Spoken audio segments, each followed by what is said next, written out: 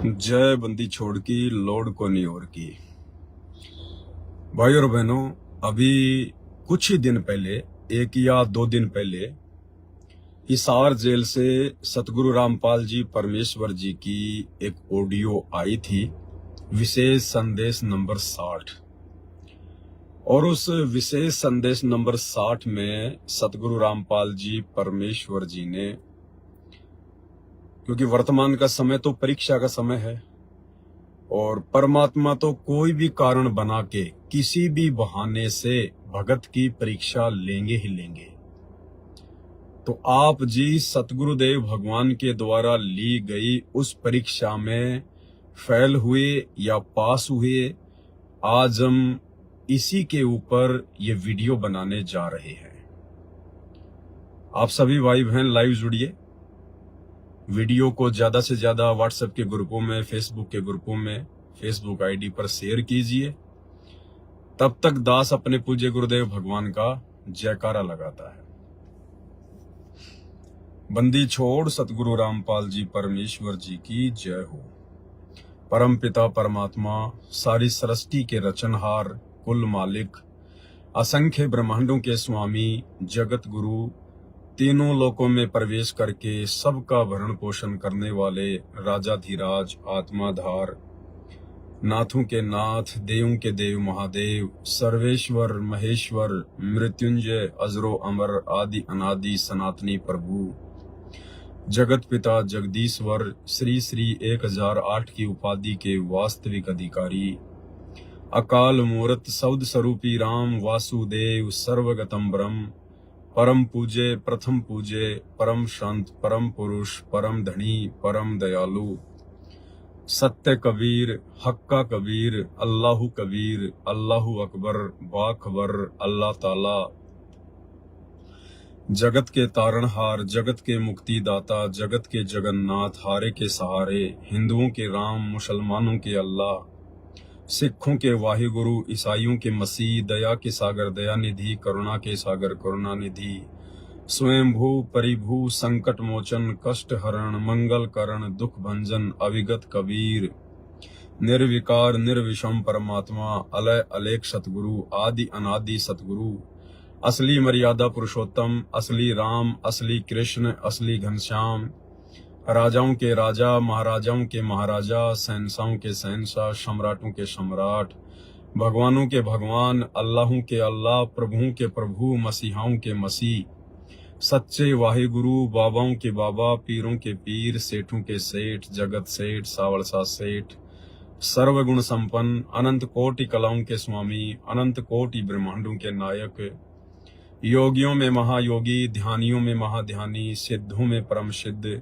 ज्ञानियों में तत्व ज्ञानी, ब्रह्म ज्ञानी, महाज्ञानी, परम ज्ञानी, सर्वश्रेष्ठ ज्ञानी, विज्ञानी, युवा कबीर, समृत कबीर, असमवात, अमित ओजा, सच्चे रहनुमा, करीम अल्लाह, शुभान अल्लाह, दुनिया के अंतिम पैगंबर, 8 सितंबर 1951 से गांव धनाना, जिला सोनीपत, हरियाणा, भारतवर्ष की पावन भूमि में प्रकट रियल कल की भगवान श्री नारायण साकार हरि, श्री बाबा साहेब स्वयंभू संत श्रोमणी सतगुरु रामपाल जी परमेश्वर जी के चरण कमल में साध संगति से जुड़े हुए आप और हम सभी सत्सेवक भाई बहनों का अनंत कोटि दंडवत प्रणाम।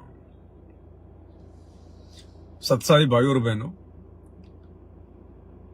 एक शिष्य के द्वारा, एक भगत के द्वारा अपने भगवान की, अपने सतगुरु की जो महिमा की जाती है, उनके शुभ नाम से पहले, उनके पवित्र नाम से पहले जो उपमात्मक उपाधियां दी जाती हैं, ये कोई सामान्य उपाधियां नहीं हैं। क्योंकि ये जितने भी उपाधियां हैं, दास तो खैर कुछ भी नहीं बोल पा रहा है। अगर एक मनुष्य जिसकी 100 साल की उम्र हो और 100 साल तक 24 घंटे दिन रात प्रत्येक श्वास में यदि वो इसी प्रकार से अपने गुरुदेव की उपमात्मक उपाधियों का नाम लेता रहे, तो 100 साल में भी उस परमात्मा की उपमात्मक उपाधियों के नाम समाप्त नहीं होने वाले। इतनी महिमा है सतगुरु रामपाल जी परमेश्वर जी की। इस कबीर भगवान की। तो हम तुच्छ बुद्धि कैटेगरी के जीव हम क्या परमात्मा की महिमा कर सकते हैं। लेकिन इस कलयुग में परमात्मा ने हमें जो मौका दिया है, जो सौभाग्य दिया है परमात्मा ने, हम तुच्छ जीवों की तुच्छ जिव्या के माध्यम से अपनी महिमा करवाने का, तो इसका तो हम कम से कम भरपूर लाभ उठाएं जितना हम गुरुदेव की महिमा कर सकते हैं। क्योंकि जितनी उनकी महिमा की जाएगी उतने ही हम पुण्य के भागी बनते हैं। हर प्रकार से परमात्मा हमारी भक्ति बनवाते हैं। तो भाई और बहनों, ये कोई सामान्य उपाधियां नहीं है। और जिस महापुरुष के लिए, जिस परम पुरुष के लिए, जिस परमपिता परमेश्वर के लिए ये उपाधियां बनी हैं, आज ये उन्हीं के नाम से पहले सुशोभित की जा रही है। तो हमें इनका पूरा लाभ मिलेगा, भरपूर लाभ मिलेगा। और कितना लाभ है इनका? मात्र अपने गुरुदेव भगवान की महिमा का, उपमात्मक नाम बोलने का भी कितना लाभ है। अब सांसारिक दृष्टि में आप किसको सबसे बड़ा भगत मानते हैं? अब सांसारिक दृष्टि में मान लीजिए कोई बहुत बड़ा मंदिर है हिंदुओं का, जैसे तिरुपति का मंदिर है, जगन्नाथ का मंदिर है। तो चलो जगन्नाथ के मंदिर के जो पांडे हैं, उसमें 10 पांडे हैं या 20 हैं या 50 हैं, जितने भी पांडे हैं जगन्नाथ के मंदिर में, 100 से कम तो क्या होंगे, क्योंकि इतना बड़ा मंदिर है, इतना बड़ा वहां का मैनेजमेंट है। कम से कम 100 पांडे मान लो। वो जगन्नाथ पुरी के 100 पांडे जो दिन रात वहां पे पूजा पाठ में लगे रहते हैं, अगर उन सभी पांडवों की 100 साल की उम्र हो और 100 साल तक वो जगन्नाथ के पांडे अगर जगन्नाथ भगवान की भक्ति करते रहें, मंत्र जाप करते रहें, आरतियां करते रहें, उन 100 पांडवों की 100 साल की भक्ति जगन्नाथ की, और सतगुरु रामपाल जी परमेश्वर जी के नाम से पहले मात्र एक बार ये उनकी उपमात्मक उपाधियों की महिमा उन 100 पांडवों की 100 साल की जगन्नाथ की भक्ति से 100 गुना ज्यादा है, 100 गुना ज्यादा। यानी जब 10 लाइव आता है और केवल एक ही बार लाइव में अपने गुरुदेव भगवान की जो महिमा करता है, उनकी उपमात्मक उपाधियों के नाम लेके, तो मुझे इतना पुण्य मिल जाता है, मुझे इतना भक्ति का लाभ मिल जाता है, जितना वो जगन्नाथपुरी के 100 पांडे 100 साल भक्ति करके भी प्राप्त नहीं कर सकते। क्यों? क्योंकि उन जगन्नाथपुरी के पांडवों की वो भक्ति शास्त्र विरुद्ध है। किसी भी धर्म ग्रंथ में वो भक्ति वर्णित नहीं है। वो मनमाना आचरण है, मनमुखी भक्ति साधना है। और यहां हम जो कर रहे हैं, जो परमेश्वर हमसे करवा रहे हैं, वो शास्त्र अनुकूल है, शास्त्र अनुकूल। इसलिए परमात्मा कहते हैं कि सत्संग की आदि घड़ी और तप के वर्ष 1000 तो भी बराबर है नहीं, कहे कबीर विचार। तो सतगुरु की महिमा तो बहुत है। आने वाले समय में तो पूरी दुनिया इस सतगुरु की महिमा ही करेगी। और आज हम जिस विषय पर लाइव आए हैं, क्योंकि देखो भाई और बहनों, दास की तो ड्यूटी परमात्मा ने इसी सब्जेक्ट पे लगाई है कि हम भाई बहन आपस में सात संगतियों के माध्यम से, ज्ञान चर्चा के माध्यम से जितना हो सके उतना, ये जो प्राइम टाइम है भक्ति का, थोड़े से समय का, इस प्राइम टाइम में हम डगमग ना हो जाएं, विचलित ना हो जाएं, हमसे कोई छोटी मोटी कोई त्रुटि ना बन जाए जिससे हमारा काम बिगड़ जाए। कौन सा काम? मोक्ष प्राप्ति वाला काम। अगर मोक्ष नहीं हुआ तो फिर राजा भी बन जाएंगे, महाराजा भी बन जाएंगे, ब्रह्मा विष्णु महेश भी हम ही बनेंगे, 33 करोड़ देवी देवता भी हम ही बनेंगे, देवराज इंद्र भी हम ही बनेंगे। इस धरती पे आके फिर चक्रवर्ती राजा भी हम बनेंगे, प्रधानमंत्री राष्ट्रपति भी हम ही बनेंगे। क्योंकि ये जितने भी पदवियां हैं, जितने भी देव पद हैं, ये भक्ति के आधार से निर्धारित होते हैं। जिसकी जितनी भक्ति की होती है मनुष्य जन्म में, जिस आत्मा के द्वारा जितनी भक्ति की गई होती है, उस भक्ति के आधार से फिर ये उपाधियां मिलती हैं। अन्यथा इंसान तो इंसान ही है। एक इंसान तो सारा दिन रोड पर रेड लाइट पर भीख मांगता है, दिए बाबा दिए बाबा दिए बाबा, और एक इंसान भारत का प्रधानमंत्री बन के बैठा है, राष्ट्रपति बन के बैठा है, बहुत बड़ा कोई बिजनेसमैन है, तो हैं तो दोनों इंसान ही, फिर दोनों में इतना अंतर क्यों भाई? क्या प्रधानमंत्री के अलग से कोई सींग है या कोई पूंछ लगी हुई है जो भिखारी के नहीं है? ये सब उनके पिछले जन्मों की भक्ति, शुभ कर्म, दान धर्म, इन सब के प्रतिफल में अगला जीवन निर्धारित होता है जब उसको मनुष्य जन्म मिलता है। तो भाई और बहनों, बहुत बड़ी रजा है गुरुदेव भगवान की। ये जो दुनिया है ये तो बहुत बाद में जाके आंखें खोलेगी, जब इनका सब कुछ लुट पिट चुका होगा। और आप और हमें परमात्मा ने समय रहते वो ज्ञान करवा दिया, वो जानकारी दे दी आत्म कल्याण के विषय में, जो जानकारी वर्तमान में ब्रह्मा विष्णु महेश को भी प्राप्त नहीं है। तो बताओ फिर हम अपने गुरुदेव भगवान की महिमा करने में पीछे क्यों रहें? तो आज का हमारा जो विषय है, आज का हमारा जो सब्जेक्ट है, वो है परमेश्वर के द्वारा ली जाने वाली सूक्ष्म परीक्षा का। और गुरुदेव भगवान ने हमारी परीक्षा ले ली। 60 नंबर विशेष संदेश जो अभी मंगलवार को आया है, उसमें परमेश्वर ने सूक्ष्म रूप से हम भक्तों की परीक्षा ली है। अब देखना यह है उस परीक्षा में कितने भगत फेल हुए हैं, कितने पास हुए हैं। और परीक्षा क्या है भाई और बहनों, अब हम वीडियो शुरू करते हैं आगे।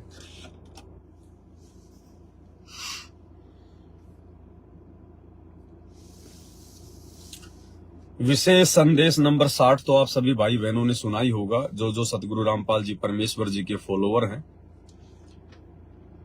और इसमें परमात्मा ने एक जगह एक मुरली की आवाज का जिक्र किया है। मुरली की आवाज,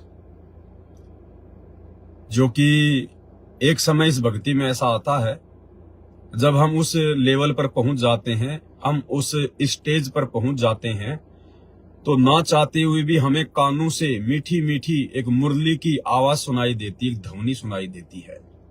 और वो बहुत मीठी होती है, बहुत आनंददायक होती है।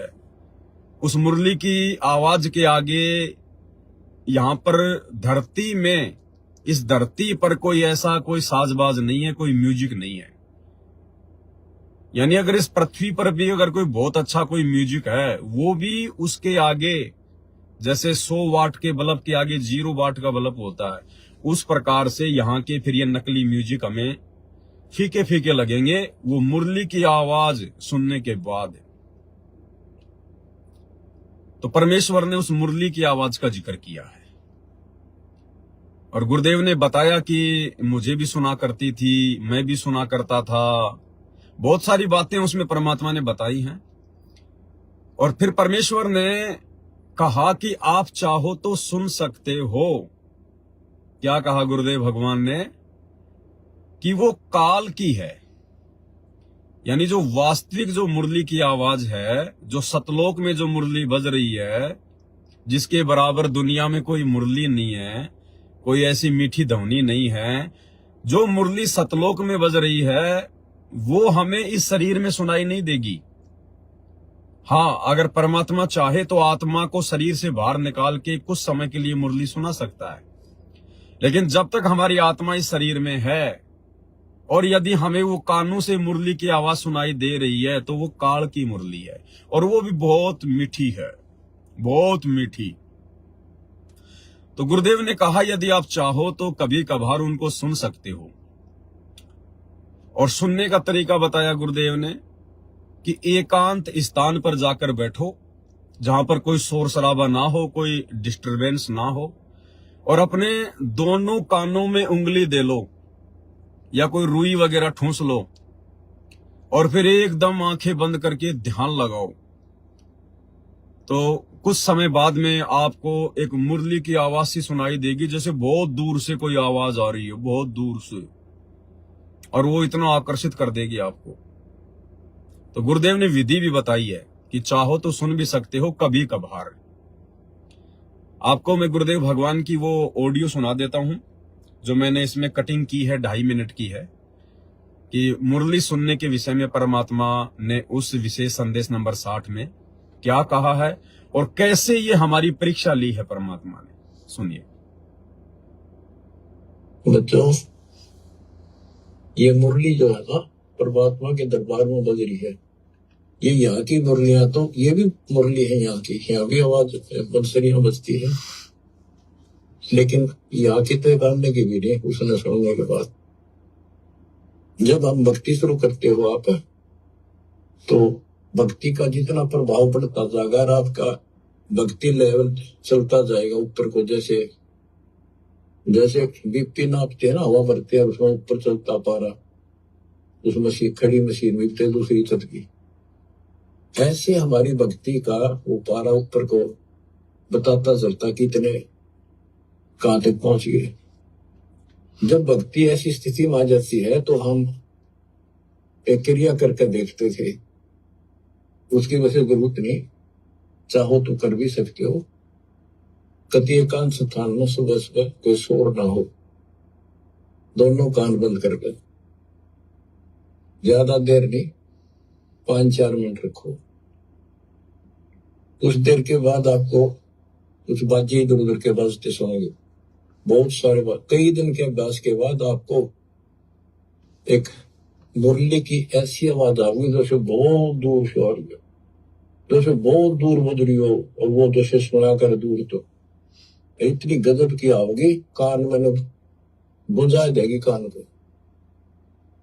दास को इतनी गजब की सुनती थी। फिर क्या होता है, कुछ दिन के बाद हम उस सतीथि से ऊपर उठ जाते हैं, फिर वो नहीं सुनती, वो हमारी सतीथि आगे बढ़ गई, हम उससे ऊपर जा गए, अब हमने सतलोक पहुंचना है। तो इतनी गजब की बजा करती है, मेरे मन में न्यू आवा थी, जस कोई स्पीकर होता ना उस टाइम कान का लाकर माइक, मैं उसको बाहर सुना सकता था, लेकिन ऐसी व्यवस्था जब ठीक हो रही, इतनी गजब की आवाज कत्ती न्यारी जो बोल रहा है, फिर खुले कान ना भी सुन लगी, एकांत होती। तो ये वो उस मुरली का जिक्र है। अब ये नहीं ना सुनेगी तो भी हो सकता है उस से ऊपर जा चुके होगी। हमारी तो शुरुआत थी, गुरु जी ने बता रखा था, मैं जो करता चालू था, बाकी वो कहीं भी इसकी जरूरत कभी नहीं। हमने तो बता रखा भक्ति करते हो, मोक्ष होगा भक्ति से। मुरली थोड़ा बात है, वहां जाकर सुन लियो, लेकिन यहाँ बतानी पड़ रही है क्योंकि ये नीचे वाले जो दूसरे पंथ है नकली काल के, विशेषकर ठेका राधा स्वामी ने बकवाद करने का ले रखा बखांड का, ये लोग वो धुन सुने है, मुरली सुनती है। अब सुन लो उस मुरली का क्या हिसाब है। तो भाई और बहनों, ऑडियो आपने सुनी।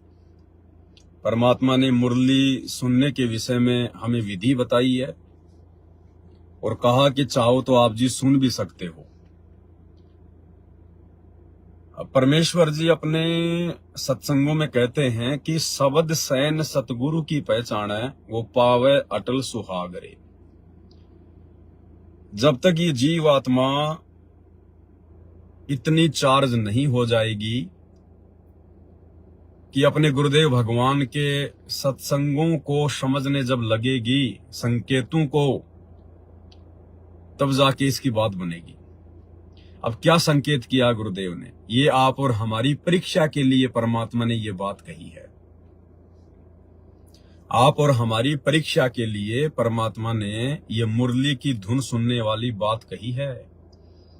और इसमें क्या परीक्षा है भगत जी? अभी 17 सितंबर को कहां से मेरी भगतमती एक्सपायर हुई है जयपुर में।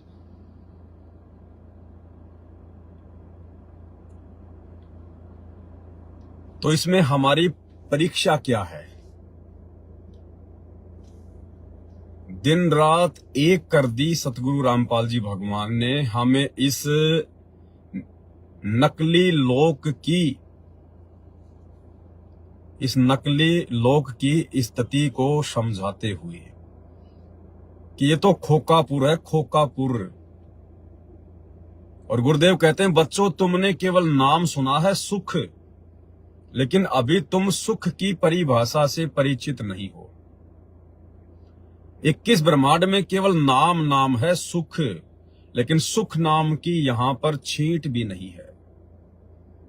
और हर प्रकार से परमात्मा ने जो 5 विकार हैं, जिनमें एक विकार है कर्ण विकार, यानी कान के माध्यम से हम जो मीठी मीठी धुन सुनते हैं, वो भी परमात्मा ने क्या बताया, एक विकार है। और जब तक ये विकार भी हमारा नहीं हटेगा, तब तक हम सतलोक के योग्य नहीं बन सकते। फिर परमात्मा हमें उस विकार में क्यों उलझा रहे हैं? कर्ण विकार बताया परमात्मा ने कि मीठी मीठी धुन सुनना भी एक विकार है, ये काल की साजिश है, काल की चाल है। फिर भाई गुरुजी हमें वो काल की मीठी मीठी धुन सुनने के लिए क्यों कह रहे हैं, और विधि भी बता रहे हैं और आदेश भी दे रहे हैं कि बच्चों तुम सुन भी सकते हो कभी कभार। परीक्षा यही होती है, सतगुरु की परीक्षा।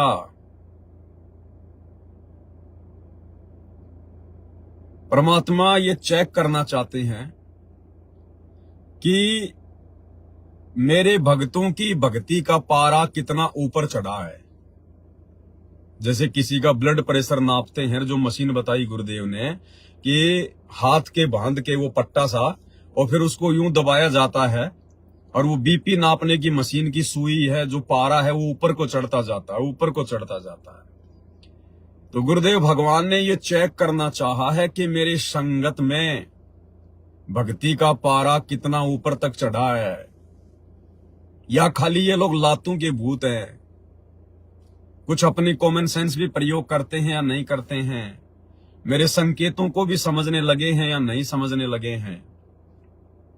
ये चेक करने के लिए जब हमें परमात्मा ने इस काल के लोक के हर प्रकार के सुखों से दुखों से परिचित करवा दिया है, तो भला परमात्मा हमें फिर कर्ण विकार में क्यों फंसाएंगे?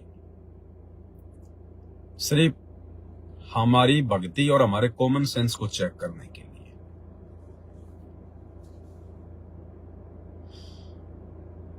भाई और बहनों, बहुत सारी बातें परमात्मा ने हमें बताई।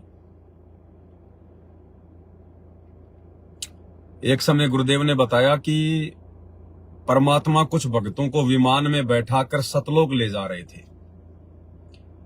और उन भक्तों में एक भगत ऐसा भी था जो भेड़ बकरियां चराया करता था। अब पहले के समय में ना कोई हेलीकॉप्टर की व्यवस्था थी, ना कोई एरोप्लेन की व्यवस्था थी, ताकि ऊपर से नीचे के जो दृश्य हैं उनको देखा जा सके।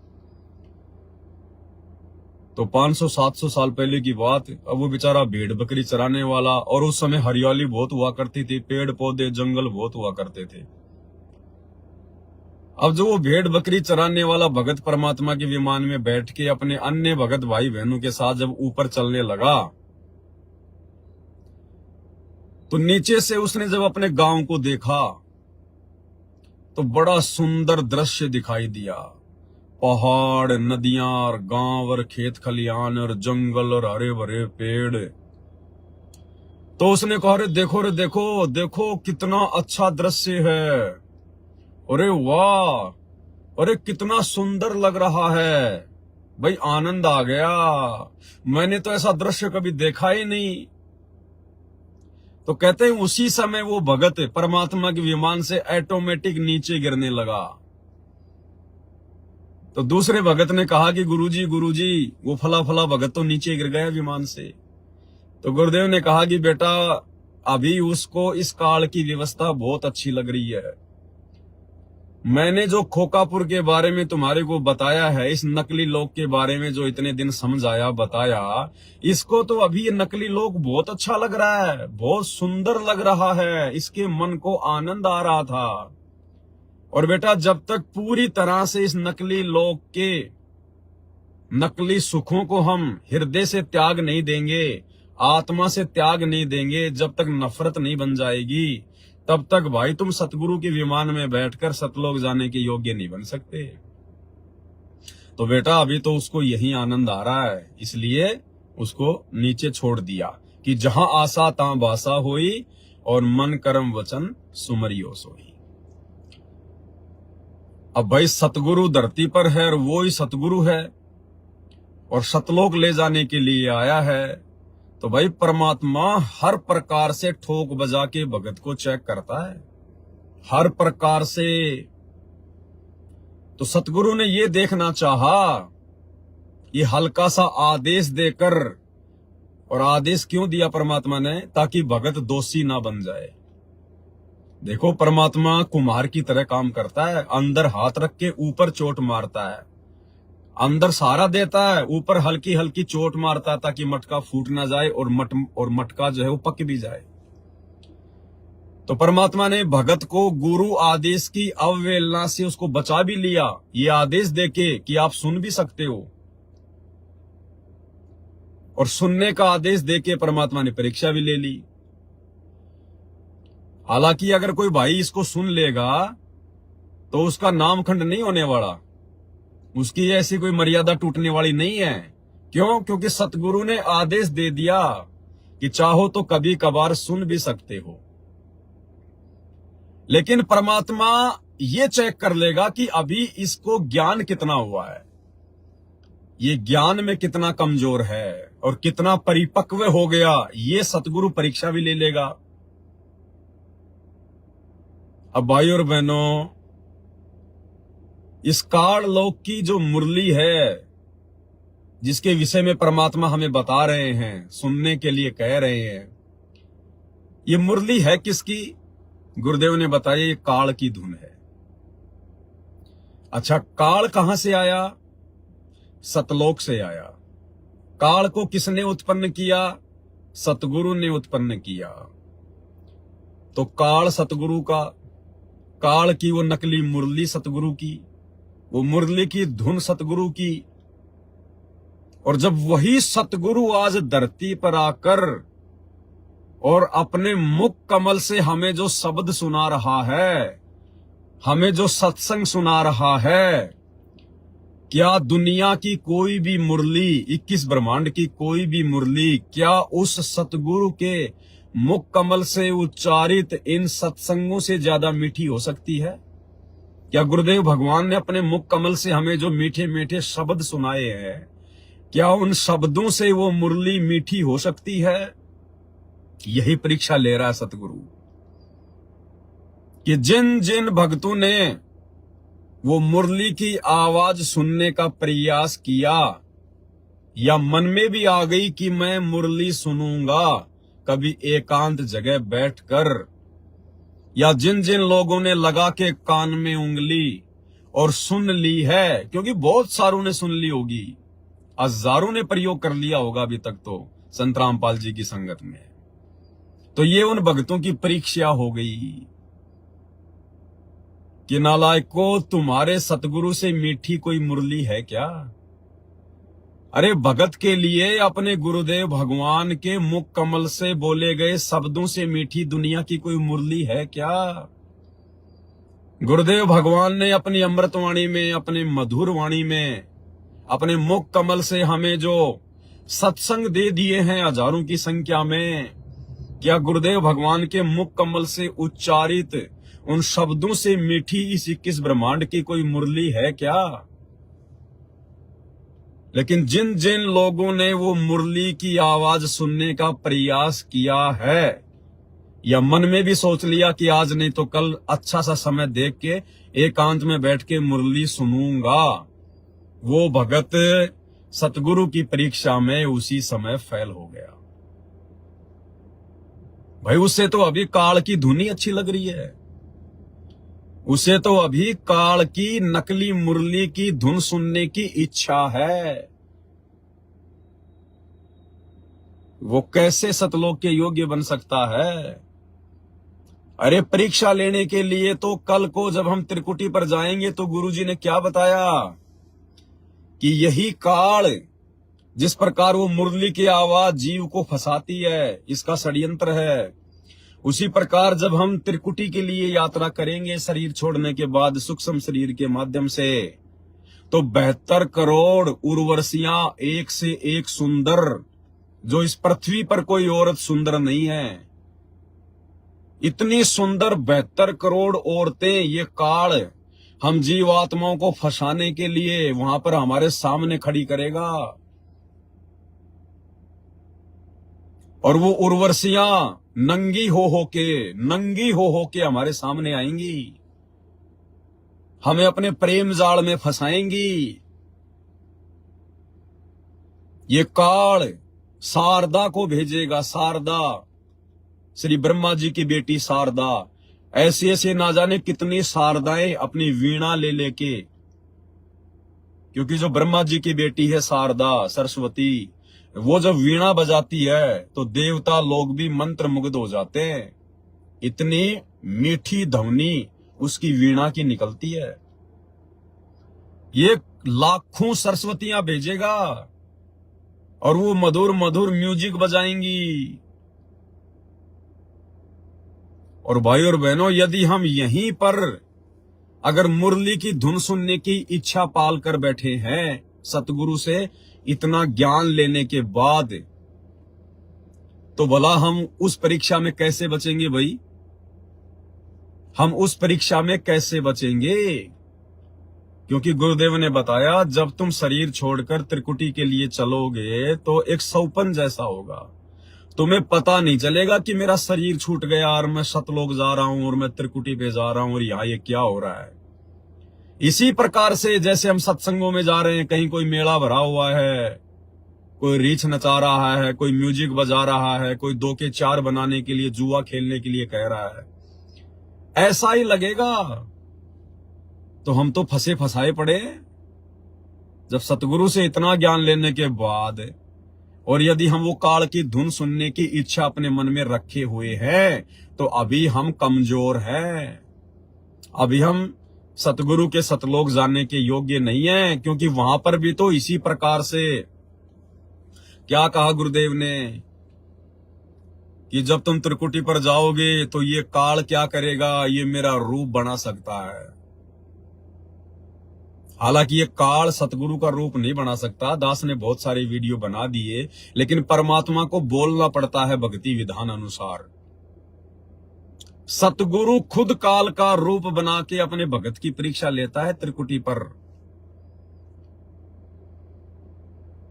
तो मान लीजिए वहां पर सतगुरु ने आपको आदेश दे दिया ये मुरली की धुन सुनने का या ये वीणा की आवाज सुनने का, तो आप क्या करोगे भाई? आप तो वही हरकत करोगे जो हरकत आप जी यहां कर रहे हो।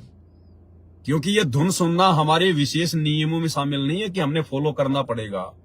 ये धुन सुनना सतगुरु का कोई वो आदेश नहीं है जो आदेश हमने फॉलो करना ही पड़ेगा। ये एक ऑप्शनल आदेश है।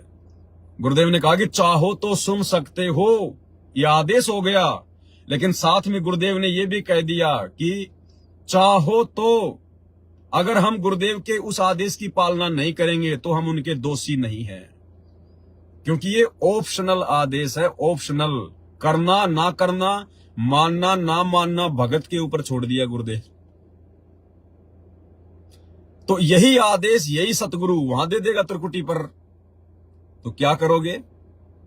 फंसे फंसाए पड़े, क्यों डले डोए फिर धरती पर इतने साल भक्ति करके। तो भाई ये सतगुरु की परीक्षा, सतगुरु ने ये चेक किया कि इन भक्तों की आस्था मेरे द्वारा इतना ज्ञान दिए जाने के बावजूद भी इस काल लोक की किसी व्यवस्था में है या नहीं है, जरा चेक तो करूं। तो परमेश्वर ने चेक किया, और यदि हम ये नकली धुन सुनने की इच्छा पाल के बैठे रहे तो सतलोक वाली असली धुन कभी जिंदगी में नहीं सुन पाएंगे, क्योंकि सतलोक जा ही नहीं पाएंगे फिर। अरे सतगुरु रामपाल जी भगवान के मुख कमल से बोले गए शब्दों से मीठी कोई धुन है क्या? कोई गाना है क्या? कोई म्यूजिक है क्या? और इसी सतगुरु ने जब एक बार मुरली बजाई, मुलुकदास जी क्या कहते हैं? जपो रे मन साहेब नाम कबीर, जपो रे मन साहेब नाम कबीर। मुलुकदास जी कह रहे हैं केवल अपने गुरुदेव भगवान का नाम जपो, वो असली मुरली है, असली मुरली। एक समय गुरु बंसी बजाई कालंदरी के तीर, एक समय गुरु बंसी बजाई कालंदरी के तीर। सुर नर मुनि जन थकत भये वो रुक गया दरिया नीर, जपोरे मन साहेब नाम कबीर। जब हमारे गुरुदेव सतगुरु रामपाल जी भगवान ने जब मलुकदास जी की विशेष प्रार्थना पर जब एक समय जमुना जी के तीर, जमुना जी के किनारे पर मुरली बजाई, क्योंकि मलुकदास जी पहले श्री कृष्ण जी के पुजारी थे, और उन्होंने कहा कि जी मैंने सुना है कि एक बार श्री कृष्ण जी ने इतनी मीठी मुरली बजाई, इतनी मीठी बांसुरी बजाई कि गाय भी उनकी बांसुरी की आवाज सुनने के लिए आ जाया करती थी। तो गुरुदेव भगवान ने कहा, सतगुरु रामपाल जी परमेश्वर जी ने कहा, क्योंकि यही परमात्मा अपनी आत्माओं के लिए भिन्न भिन्न रूप में भिन्न भिन्न नामों से आते रहते हैं, तो कहा भाई एक दिन हम भी बजा के दिखाएंगे तुझे मुरली। और मलुकदास जी को लेके परमात्मा जमुना जी के किनारे गए, और मालिक ने यूं हाथ किया था, ऊपर से सतलोक से मुरली आ गई परमात्मा के हाथ में, और गुरुदेव भगवान ने वो मुरली बजाई।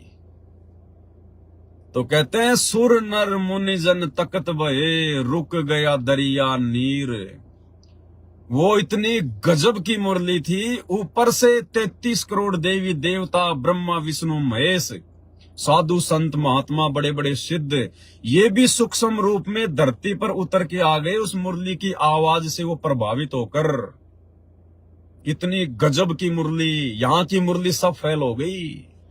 और जो जमुना जी का जो पानी था जो बह रहा था, वो भी रुक गया, जैसे बर्फ जम जाती है परमात्मा की वो मीठी मीठी धुन सुनने के लिए। अरे आज वही सतगुरु धरती पर है, और वही सतगुरु हमें शब्द सुना रहा है, शब्द। अब उस सतगुरु के मुख कमल से निकले वचनों से मीठी कोई काल लोक की धुन है क्या? अरे अगर उसके बावजूद भी हमारा मन यदि वो मुरली की धुन सुनने के लिए हमें प्रेरित कर रहा है, तो अभी हम काल प्रेरित हैं।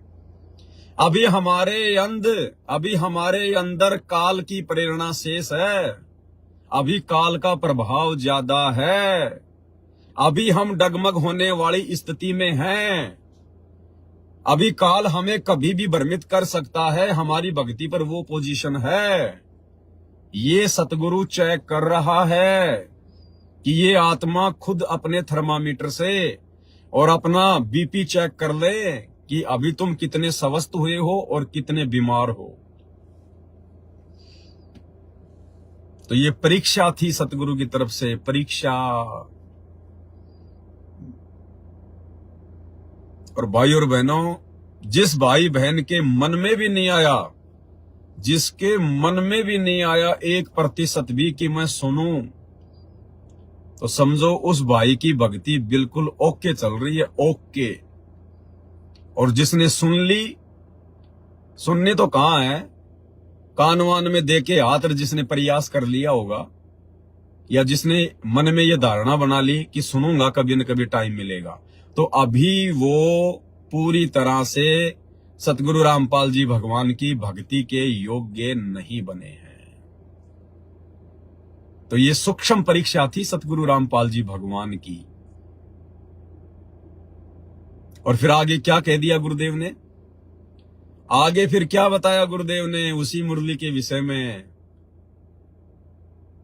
अगर तुम्हारी मर्यादा खंडित है, मान लो अगर किसी भगत की मर्यादा खंडित है, और यदि उसने वो मुरली की आवाज सुनने का प्रयास किया, क्योंकि वो तो सुनेगा जिसका नाम खंडित है, जिसको ज्ञान पूरा हुआ नहीं, हृदय नहीं छिदाए और देखा देखी भक्ति का रंग नहीं ठहराए, तो वो तो ये प्रयास करेगा ही जो है वो करेगा।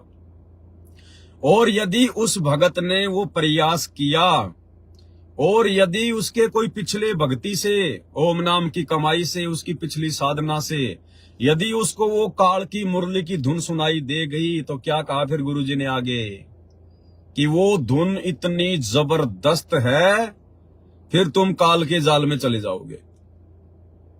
फिर तुम दोबारा उसको सुने बिना रह नहीं सकते।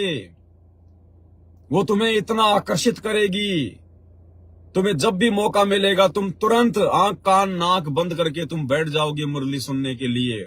और फिर क्या होगा, वो मुरली की आवाज सुनने के लिए जब तुम बैठोगे तो बैठने से तुम्हारा जो है वो तब बन जाएगा।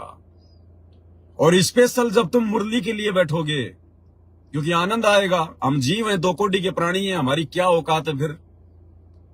फिर परमात्मा ने क्या कहा, उस मुरली की धुन सुनने के प्रतिफल में फिर काल क्या करेगा, हजारों वर्षों तक ब्रह्मांड में हवा की तरह घूमते रहोगे तुम ये शरीर छोड़ने के बाद। जैसे भूत घूमते रहते हैं ना, ऐसे जैसे कोई पतंग वगैरह जो है वो कट जाती है, कोई पतंग जो है वो कट जाती है, फिर वो हवा में घूमती रहती है, यूं लेना देना कुछ नहीं है, बस वो हवा में झोले मारती रहेगी। तो गुरुदेव ने कहा कि ये धुन सुनने के प्रतिफल में फिर ये काल हजारों साल तक शरीर छोड़ने के बाद तुम्हारी आत्मा को ब्रह्मांड में घुमाएगा। ब्रह्मांड में बस हजारों साल तक घूमते ही रहोगे तुम, लेना देना कुछ नहीं है फिर। और काल के जाल में फंस जाओगे, फिर आगे फिर तुम्हें गधा कुत्ता बना के छोड़ देगा। तो दोनों चीज परमात्मा ने बता दी। समझदार के लिए संकेत भी कर दिया परमात्मा ने। और अगर परमात्मा इसका यदि ये बुरा जो परिणाम जो निकलता है अगर वो ना बताते तो भी हमने वो धुन नहीं सुननी। तो फिर क्या बताया परमात्मा ने, किस प्रकार से हमें सावधान भी किया गुरुदेव ने। देखो, पहले तो हमें आदेश दे दिया हल्का सा कि चाहो तो सुन भी सकते हो, और फिर आगे गुरुजी मना भी कर रहे हैं। और क्या कह रहे हैं परमात्मा, ध्यान से सुनना भाई और बहनों। गरीब कालंदरी के तीर बाजे मुरली मुख कबीर, सुने ब्रह्मा महेश को और दरिया का नीर। ओए होए, कबीर साहब ने यमुना के किनारे बजाई, उस दरिया के पानी ने भी सुनी, ब्रह्मा विष्णु महेश भी नीचे आ गए अपने स्वर्ग लोक से चढ़ के। उनको मुरली बज जाई थी, उसने भी छोड़ के आ गए। गिरव सूक्ष्म मूर्ति स्तलोक में छत्र से तसर शीश, बाहर भीतर खेलता कबीर अवगत जगदीश। गिरिव रंगनाथ अगाध गति, राग रूप हो जात, नूरी रूप हो गया पिंड पुराण सब गात। गिरिव उस मुरली की टेर सुन, फिर धरत नहीं जून, आसन गगन अजूद बिन, विचरत सुन बेसुन। देखो, एक एक वाणी का असर ये बतानी जरूरी है गरीबदास जी ने, इसलिए बता दी कि कोई ना सोचा कि गरीबदास जी को सारी बातों का बेरा नहीं था, ऊपर के ब्रह्मांड में क्या घटना हो रही है, तो ये बता दिया। अगर यानी गुरुदेव भगवान कह रहे हैं कि मुझे तो बताना जरूरी है, क्योंकि गरीबदास जी लिख के चले गए। तो गुरुदेव कह रहे हैं मुझे तो बताना जरूरी है, नहीं तो कल को लोग ये कह देंगे तुम्हें कि तुम्हारे गुरुजी ने तुम्हें मुरली के बारे में कब बताया था। लेकिन वो क्रिया करना ना करना ये हमारे बुद्धि विवेक के ऊपर है। तुम उस मुरली ने सुनने लग गए, फिर ये इतनी गजब की है। क्या कह रहे हैं परमात्मा, यदि फिर तुम उस मुरली को सुनने लग गए कि गरीबदास जी को सारी बातों का बेरा नहीं था, ऊपर के ब्रह्मांड में क्या घटना हो रही है, तो ये बता दिया। अगर तुम उस मुरली ने सुनने लग गए, फिर ये इतनी गजब की है, ये तो मालिक की व्यवस्था से चल रही है। फिर हम उसे आपको टूट चले जाते हैं तो हम वहां टिकते नहीं, और किसी तरह नाम खंड हो गया और वो वहां तक पहुंच गए। मुरली सुन रहे हो आप उस मुरली की सुनने में इतने लीन हो जाओगे, भक्ति भी छोड़ दोगे, भक्ति भी छोड़ और जब तक बैठ जाओ एकांत में और उसको सुनते रहोगे, इतना आनंद आओगा। तो उससे क्या होगा, बैठने में तो तप हो जाएगा, और उस मुरली को सुनते सुनते जीवन पूरा हो जाएगा। फिर क्या होगा कि आपको उससे ऐसी स्थिति आ जाएगी, आपके उस शरीर में इतनी चार्ज हो जाएगा कि ऊपर घूमते रहोगे जैसे कटी पतंग घूमे करे, ऐसे घूमते रहो जीव आपका। उसका कोई वर्षों तक, कोई हजारों युगों तक वो पुनर्जन्म नहीं, पर वो धक्के नहीं खाए जाएगा, वो भटके जाएगा जैसे गिरा घूमया करे, चलते रहेगा वो अपने आप। उसकी ऐसी स्थिति बन जाएगी, वो रुक नहीं सकता, फिर उस समय पूरा होते फिर पृथ्वी पाओगा। तो ये सारी इसलिए बता रहा हूँ, कोई तुम इससे करना चिपक जाइयो, बतानी इसलिए जरूरी है कि इसमें लिखा है काल ने नो ना कह देने वाले, क्या कभी गुरु जी ने आपका ने बताई थी, इसलिए बता रहा हूँ, क्योंकि काल बहुत उस्ताद है। आने वाले समय में कभी ना कभी कोई काल का दूत ये तो आते रहेंगे, पर अब ऐसी स्थितियां भी तो इनकी बात करेगी नहीं, वो घने कर्महीन होंगे, वह निकलेंगे, अच्छे आत्मा नहीं जा सकती, क्योंकि इतना ज्ञान गजब का देते उन तौर तक कख भी कोई ना, जिनके पीछे लग गए ये वो तो कुछ जानते नहीं, वो जागा जिसने ज्ञान ठीक से नहीं सुन रखे हमारा, वो तो फिर काल का एजेंट है, जाओ या रहो। हमारा फर्ज हमने दास ने पूरा कर दिया, ज्ञान अजब गजब सुना दिया, और घर बैठोगे सुना दिया, उस परम पिता ने कसर नहीं छोड़ रखी। और भाई अब भी नहीं समझोगे, तो अब भी नहीं पहचानोगे उस अपने मालिक ने, तो फिर कौन सा तरीका अपनाओगे? वह मेरे ख्याल से ये कोई कसर रह नहीं रही। ज्ञान समझाऊं मैं, घर घर बहुत विचार हो, अब घर घर पहुंच के था, घर बैठे सुन, गाड़ी में सुन लो, खेत में सुन लो, मजदूरी करते हो वहां बैठो वहां सुन लो, दुकान पर सुन लो, नौकरी पर सुन, टाइम मिले चलते फिरते, तो मालिक का भजन हो। तो बताओ भाई और बहनों, परमात्मा ने उस मुरली का नुकसान भी बता दिया, और लास्ट में गुरुजी ने यह भी कह दिया तुम उसी के चिपक के मत रह जाना। मेरे द्वारा बताना तो जरूरी था, क्योंकि गरीबदास जी लिख के चले गए, लेकिन तुम उसी के मत चिपक जाना। और शुरू में गुरुजी ने आदेश भी दे दिया कि चाहो तो सुन भी सकते हो, और फिर उसके नुकसान भी बता दिए। और उसके बावजूद भी यदि किसी मूर्ख ने ये सुनने का प्रयास किया है, ये ऑडियो सुनने के बाद, या जिसके मन में भी आई है कि मैं सुनूंगा देखे कभी न कभी, तो भाई अभी वो भगत भक्ति मार्ग में बहुत कमजोर है। अभी उसको काल के नकली सुख ही अच्छे लग रहे हैं। अरे जब तक हम इस काल के लोक की तरफ से, इस काल की तरफ से जीवित नहीं मर जाएंगे, गुरुदेव ने यही तो समझाया, और यही तो परमात्मा का प्रयास है कि झूठे सुख को सुख कहे तू मान रहा मनमोद, ये सकल चबीना काल का, कुछ मुख में कुछ गोद। हमने तो अपने जो बेटा बेटी हैं, जो प्रॉपर्टी है, जो धन संपत्ति है, हमने तो उसका भी ज्ञान को आधार बना के आत्मिक रूप से मोह छोड़ना जो है वो पड़ेगा। ठीक है, जब तक परिवार में रह रहे हैं, सबके साथ प्यार प्रेम से रहना है, जिम्मेदारियां निभानी है, लेकिन वो मोह ममता हमने त्यागनी पड़ेगी कि ये मेरे नहीं है, इनमें सुख नहीं है, ना मुझे ये सुख दे सकते, मुझे सुख देंगे मेरे संस्कार, मेरे अच्छे कर्म, मेरी भक्ति। अन्यथा बेटा बेटी तो बहुत हैं लोगों के, जूतों से मारते हैं अपने माँ बाप को, वृद्धाश्रम में छोड़ के आते हैं, उनकी दुर्गति कर रखी है, रोज सोशल मीडिया पर आती है, उनकी बहुएं उनको हाथ पकड़ पकड़ के घर के बाहर फेंकती हैं। तो बेटा बेटी तो वो भी हैं उनके, तो क्या बेटा बेटी ने सुख दिया? और जिसके बेटा बेटी यदि किसी की बुढ़ापे में अच्छी सेवा करते हैं, प्यार प्रेम से बोलते हैं, तो भाई ये उस बुढ़े और बुढ़िया के ये कोई शुभ कर्म है, या तो वर्तमान के या पिछले जन्म जन्मांतरों के। तो भक्ति के प्रतिपल में ही परमात्मा उसको थोड़ा बहुत बुढ़ापे में सुख की अनुभूति उसके बेटा बेटी या बहू के माध्यम से करवा रहा है। अन्यथा ये ना सोचना कि बेटा बेटी बुढ़ापे में सुख ही देते हैं, बेटा बेटी किसी को सुख नहीं देते, ये तो उनके संस्कार से मिलता है, जिसको भी मिलता है। तो भाई और बहनों, कहां मुरली की धुन सुनने के चक्कर में हो, ये परीक्षा थी सतगुरु की, और कितने नालायक फेल हुए हैं। अपना आंकलन खुद कर लेना, और यदि ऐसी गलती कर दी है तो तुरंत सतगुरु के चरणों में पड़ के नाक रगड़ के माफी मांग लेना कि परमात्मा, दास या दासी से बहुत बड़ी गलती हुई है मेरे मालिक, मैं आपके संकेत को समझ नहीं पाई, और गुरुदेव भगवान मुझे माफ करो, आगे से ऐसी गलती नहीं होगी, आप हमें सद्बुद्धि दो परमात्मा। बहुत भयंकर जाल है काल का। तो ये सतगुरु ने हमारी परीक्षा ली, परीक्षा। और भी बहुत सारी बातें हैं भाई और बहनों।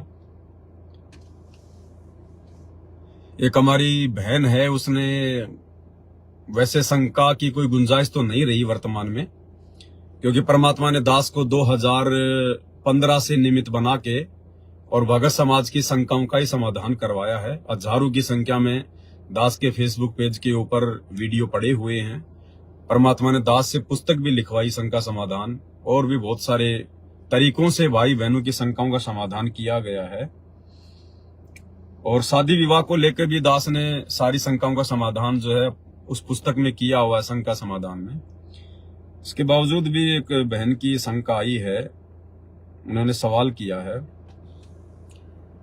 ये बहन है सुजाता दासी, कहां से है मैं नहीं जानता। सच्चाई भाई जी, आप जिसे 2 बात पूछनी है, सर्दी का नहीं, ये नहीं है, ये अलग है। हाँ, ये सच्चाई भाई जी, मेरी कुछ शंका है। एक भगत के साथ मेरी रमेणी की बात चल रही है। पहले आप इनका मैसेज सुनिए पूरा। सच्चाई भाई जी, मेरी शंका है, एक भगत के साथ मेरी रमेणी की बात चल रही है। रमेणी यानी सतगुरु रामपाल जी परमेश्वर जी के पंथ में रमेणी कहते हैं शादी विवाह को। एक भगत के साथ मेरी रमेणी की बात चल रही है। मम्मी मान भी गई है, पर वो ये बोल रही है कि मैं अपना बेटा मानकर यही पास में एक प्लॉट देकर रखूंगी। मेरी मम्मी जगत वाली है, यानी उसने नाम उपदेश नहीं ले रखा है, पर परमात्मा की आरती सुनती है। मेरी मम्मी बोली, यदि तू चली गई तो थोड़ा बहुत आरती ज्ञान सुन लेती हूं, फिर कैसे सुनूंगी, मैं तो पढ़ी लिखी भी नहीं हूं। और दूसरी बात यह है कि वो बोली, उसकी मम्मी कह रही है कि सभी रिश्तेदारों को बुलाऊंगी और खाना भी खिलाऊंगी। मैंने बोला खाना पीना साधारण होना चाहिए, पर वो बोली मैं तो अच्छा से अच्छा खाना खिलाऊंगी। तो भाई इन सब बातों से क्या मेरी मर्यादा खंड हो जाएगी? प्लॉट के लिए तो मैंने ये बोल दिया कि चलो जब तक हमारे गुरुजी नहीं आएंगे आपके साथ रह लेंगे, बाकी मालिक के आने पर जैसी भी वो हमारी व्यवस्था करेंगे हम वैसा ही करेंगे। भाई और बहनों, परमात्मा कहते हैं ये सौदा फिर नाही रे संतो, ये सौदा फिर नाही, लोहे जैसा ताव जात है काया ले सराई। भाई इस पवन दास ने तो गुरुदेव भगवान के ज्ञान के आधार से आप लोगों को शादी विवाह के संबंध के विषय में हर बात बता रखी है। और दास का तो प्रथम और अंतिम इस रमेणी के विषय में, शादी विवाह के विषय में, वर्तमान में जो परिस्थितियां हैं, हमारे गुरुदेव भगवान अपने मिशन के लिए जेल में हैं और हमने क्या करना है क्या नहीं करना है उस हिसाब से दास ने तो बिल्कुल क्लियर कर रखा है कि जब तक गुरुदेव भगवान इस हार जेल से नहीं आ जाते हैं, भाई इस रमेणी वेमेणी के चक्कर में मत पड़ो, शादी विवाह के चक्कर में मत पड़ो, क्योंकि वर्तमान समय परीक्षा का समय चल रहा है। और ये जो रमेणियां होती है ना हमारे पंथ में, ये फ्री में होती हैं, मुफ्त में होती हैं। और ध्यान रखना, मुफ्त की चीज की कोई वैल्यू नहीं है। जब तक भगत को ज्ञान नहीं होगा तब तक मुफ्त की चीज की कोई वैल्यू नहीं है। घर की मुर्गी दाल बराबर। साल 2 साल बाद किसी भी बात को लेके तुम्हें ठोकर मार के कोई और पकड़ लेगा, क्योंकि फ्री मिलती हैं, क्योंकि फ्री मिलती हैं।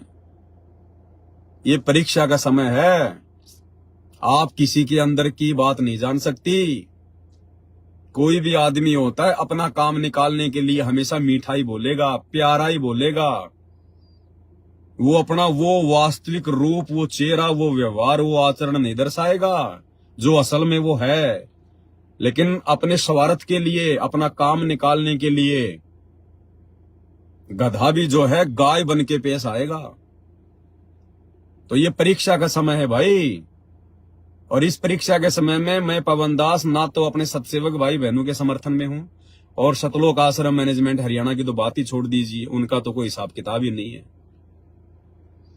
और सतलोक आश्रम मैनेजमेंट हरियाणा में जो रमेणियां होती हैं, जो ब्याह शादी होती हैं, क्या आप लोगों ने उनसे शिक्षा नहीं ली? कितनी हमारी बहनों को गर्भवती करके छोड़ रखा है। कितनी बहनों के 1 संतान 2 संतान होने के बाद में उनको पीयर में छोड़ रखा है, और दूसरी रमेणियों की तैयारी कर रहे हैं, क्योंकि फ्री में मिलती है। फ्री में बाप जेल में बैठा है, किसी को कोई डर नहीं है, समाज की कोई शर्म नहीं है। तो भाई ये परीक्षा का समय है। मेरे से इस विषय में पूछने की आवश्यकता नहीं है। ये तो मैं जानबूझ के इस मैटर पर आप लोगों के साथ में चर्चा कर रहा हूं, अन्यथा इस बहन को जवाब देने की मुझे कोई आवश्यकता नहीं है, क्योंकि इस विषय में दास हर बात बोल चुका है। और क्या कह रही है बहन?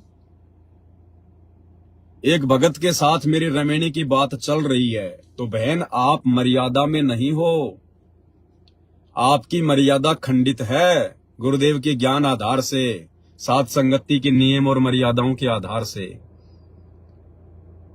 क्योंकि जब तक हमारी शादी हो नहीं जाती है, जब तक हमारी रमेणी नहीं हो जाती है, तब तक हम किसी को भी विषय वासना की दृष्टि से नहीं देख सकते। और आप तो खुद ही रमेणी की बात चला रही हैं उसके साथ में, अपने गुरु भाई के साथ में आप खुद ही रमेणी की बातें कर रही हैं। तो आपकी भक्ति कहां चल रही है? आपकी मर्यादा कहां है? जब तक रमेणी नहीं हो जाती तब तक हर व्यक्ति को अपने भाई की दृष्टि से देखना है। क्या आपको नहीं पता इन सब बातों का? ये कॉमन सेंस की बात नहीं है क्या? और आप तो खुद ही उस भगत से अपनी शादी की बात कर रही हैं, तो आप दोनों के अंदर रमेणी से पहले भाई बहन वाली बातें कहां हैं? भले आप लोगों ने शारीरिक रिश्ते ना बनाए हों, लेकिन आप लोगों के विचार तो फिर वही गंदे हो गए।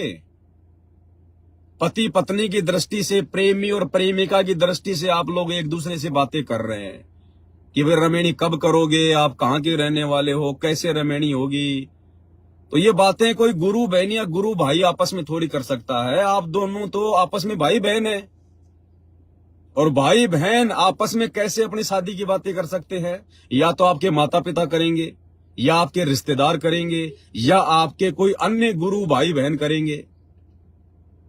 तो बहन आपकी तो वैसे भी मर्यादा खंडित है, क्योंकि आपने रमेणी होने से पहले खुद ही लड़का सेलेक्ट कर लिया।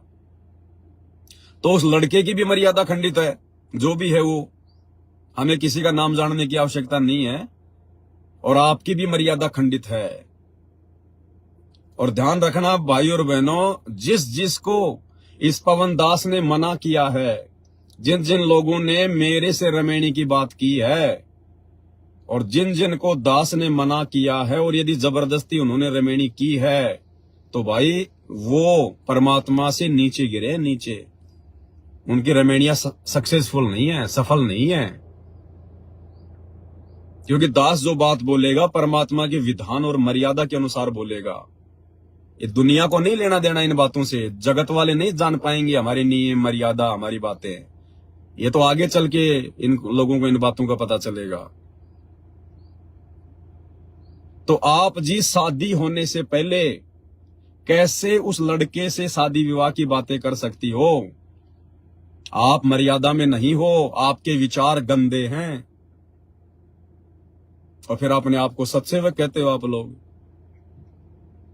तो भाई और बहनों, अब इन बातों पे विचार करो। और क्या जल्दी हो रही है भैया? ऐसी क्या जल्दी हो रही है? फिर तुम्हारे में और सतलोक आश्रम मैनेजमेंट हरियाणा वालों में क्या अंतर है? अरे उन फर्जी आश्रमों से, फर्जी सतलोक आश्रमों से वर्तमान में लाखों की संख्या में लोग जा जाके सार नाम, सार शब्द क्यों ले रहे हैं? क्योंकि उनको अपने गुरु पर विश्वास नहीं है। क्या पता गुरु जी जेल से आएंगे, नहीं आएंगे, उम्र कैद की सजा है, फलाना है, दिखना है। क्या पता बाद में सार नाम मिले ना मिले, मेरा शरीर छूट जाए, मैं सतलोक जाऊं ना जा पाऊं। तो जो मूर्खता वो लोग दर्शा रहे हैं अपने गुरु को मानुस मानकर, ज्ञान की कमी के चलते, कि क्या पता गुरुजी आएंगे नहीं आएंगे, कब आएंगे, अपने तो सार नाम ले लो। अरे बस का ड्राइवर और 5-10 मिनट के लिए कहीं बाहर चला गया हो, बस का ड्राइवर 5-10 मिनट के लिए कहीं बाहर चला गया हो, या बस से नीचे उतर गया हो, हैं, और तुम सीट के लिए लड़ाई झगड़ा कर रहे हो, मारामारी कर रहे हो, और बस में ड्राइवर है ही नहीं, तो चाहे वो वोल्वो बस क्यों ना है, बैठे रहो सारा दिन। जब तक वो ड्राइवर आके सीट पर नहीं बैठेगा, वो बस आगे नहीं चलने वाली। कितना ही लड़ लो झगड़ लो सीट पे बैठ बैठ के भी तुम थक जाओगे। तो इसी प्रकार सतगुरु रामपाल जी भगवान इस संगत रूपी बस का ड्राइवर है, भक्ति का ड्राइवर है। और ड्राइवर के बिना भाई तुम कितना सार नाम ले लो, कितने सार शब्द ले लो, कितने सतलोक की टिकट लेके बैठ जाओ उस बस में, जब तक वो ड्राइवर नहीं आ लेगा ना, वो बस एक कदम भी आगे नहीं बढ़ने वाली है। तो बहन जी, जो गलतियां वो लोग कर रहे हैं वही गलतियां आप लोग कर रहे हो। अरे कितना समय बचा है गुरुदेव भगवान के बाहर आने में? 2028 तो मालिक ने नियुक्त कर रखा युग परिवर्तन का समय। अरे 3-4 साल की तो बात है। तो क्या विश्वास नहीं अपने गुरुजी पर? 3-4 साल में क्या तुम बूढ़ी हो जाओगी या वो भगत बूढ़ा हो जाएगा? और हो जाओ तो लाख बार हो जाओ। क्या शादी करने के लिए पैदा हुए हो क्या? क्या ये बच्चे पैदा करने की मशीन बनने के लिए तुम पैदा हुई हो क्या? अरे ये झूठा सुख, ये झूठा आनंद लेते हुए तुम्हें कितने युग बीत गए? कौन से दिन गुरुजी के ज्ञान को समझोगे? अरे भक्ति तो तुम्हें आज मिली है ना, और आज से पहले तुमने क्या किया? अरे इस मानव जन्म से पहले तुम्हारे अरबों खरबों मानव जन्म हो चुके हैं। तुमने यही तो किया था, बच्चे तो पैदा किए, और क्या भक्ति करी है? उन जन्मों में तुमने बच्चे तो पैदा कर करके छोड़े हैं। कभी राजा बन गए तो 2-2 हजार रानियां बनाई, 100-100 रानियां बनाई, 10-10 हजार शादियां की राजा जनक के जैसे। तो उन जन्मों में तुमने किया क्या विषय वासनाओं के अलावा? इन कुकर्मों के अलावा हमने किया क्या है उन जन्मों में? भक्ति तो आज मिली है। और ये 10-20 साल की उम्र है तुम्हारी। अब 10-20 साल की उम्र में बच्चे पैदा करके तुम बड़ा भारत की क्रिकेट की टीम बना दोगे। ज्ञान को आधार बनाओ, ज्ञान को आधार। इस कुक्रम में जब तक लिप्त रहोगे, विषय वासना के कुक्रम में, तुम भगत बन ही नहीं सकते। ये कबीर साहिब की अमरवाणी है, अपने दिमाग में गोल लेना कि भग भोग्या भग उपजय। भग यानी योनि, और भोग्या यानी उसको भोगना, उसको भोगने वाला। भग भोग्या भग उपजय। उपजय यानी पैदा होना। जब तक इंसान भग भोगेगा, विषय वासना के चक्कर में पड़ा रहेगा, तब तक उसका बारंबार उसी योनि से जन्म होता रहेगा। भग भोग्या भग उपजय, भग से बचा न कोई, और जय कोई भग से बचे, भगत कहावे सोए। ये कबीर परमात्मा की अमरवाणी है। अरे आज तुम्हें सतगुरु मिल गया, इतना ज्ञान दे दिया, थोड़ा सा समय बचा है मोक्ष का। जब तक धरती पर सतगुरु है तब तक ये मोक्ष का समय है। थोड़ा सा समय बचा है, और साथ संगति से जुड़ के तुम्हें इतनी सारी बातों का पता चल गया, और तुम उसी बच्चे पैदा करने के चक्कर में पड़े हुए हो अभी भी। तो तुम क्या ज्ञान को समझे भाई? कहां तुम भक्ति को समझे, कहां तुम ज्ञान को समझे? आज तुम शादी करोगे, अब ये तो है नहीं कि शादी करने के बाद में तुम लोग जो है मतलब ब्रह्मचारी बन जाओगे। 15-20 साल से पहले तुम्हारा वो पीछा नहीं छूटेगा विषय वासना से। 15-20 साल में सतगुरु सतलोक जा लेगा, फिर ले लेना यहाँ पे अंडे, फिर यहाँ बच्चे पैदा करते रहना। अगले जन्म में फिर कुत्ती बन के 12-12 करना, सूरी बन के 12-12 करना, फिर पैदा, फिर करना यहाँ पे फौज तैयार कर देना।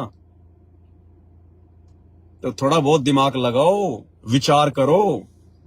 ये स्पेशली इसी बहन के लिए नहीं है, इस बहन का तो ये मैसेज आ गया, इसलिए इस बहन को आधार बना के सभी को मैसेज दिया जा रहा है। अरे क्या हम इसी कर्म के लिए पैदा हुए क्या? और ये कर्म नहीं करेंगे तो हमारा मनुष्य जन्म सफल नहीं होगा क्या? ये कर्म यदि करेंगे तो जरूर ये मनुष्य जन्म फैल हो सकता है, विफल हो सकता है। नहीं करेंगे तो जरूर सफल हो जाएगा। और यदि भक्ति सत्य करेंगे, सत्य भक्ति हमें मिली गई, अब यदि मर्यादा में रहेंगे और इस कुकर्म से दूर रहेंगे तो ही हम भक्ति कर पाएंगे।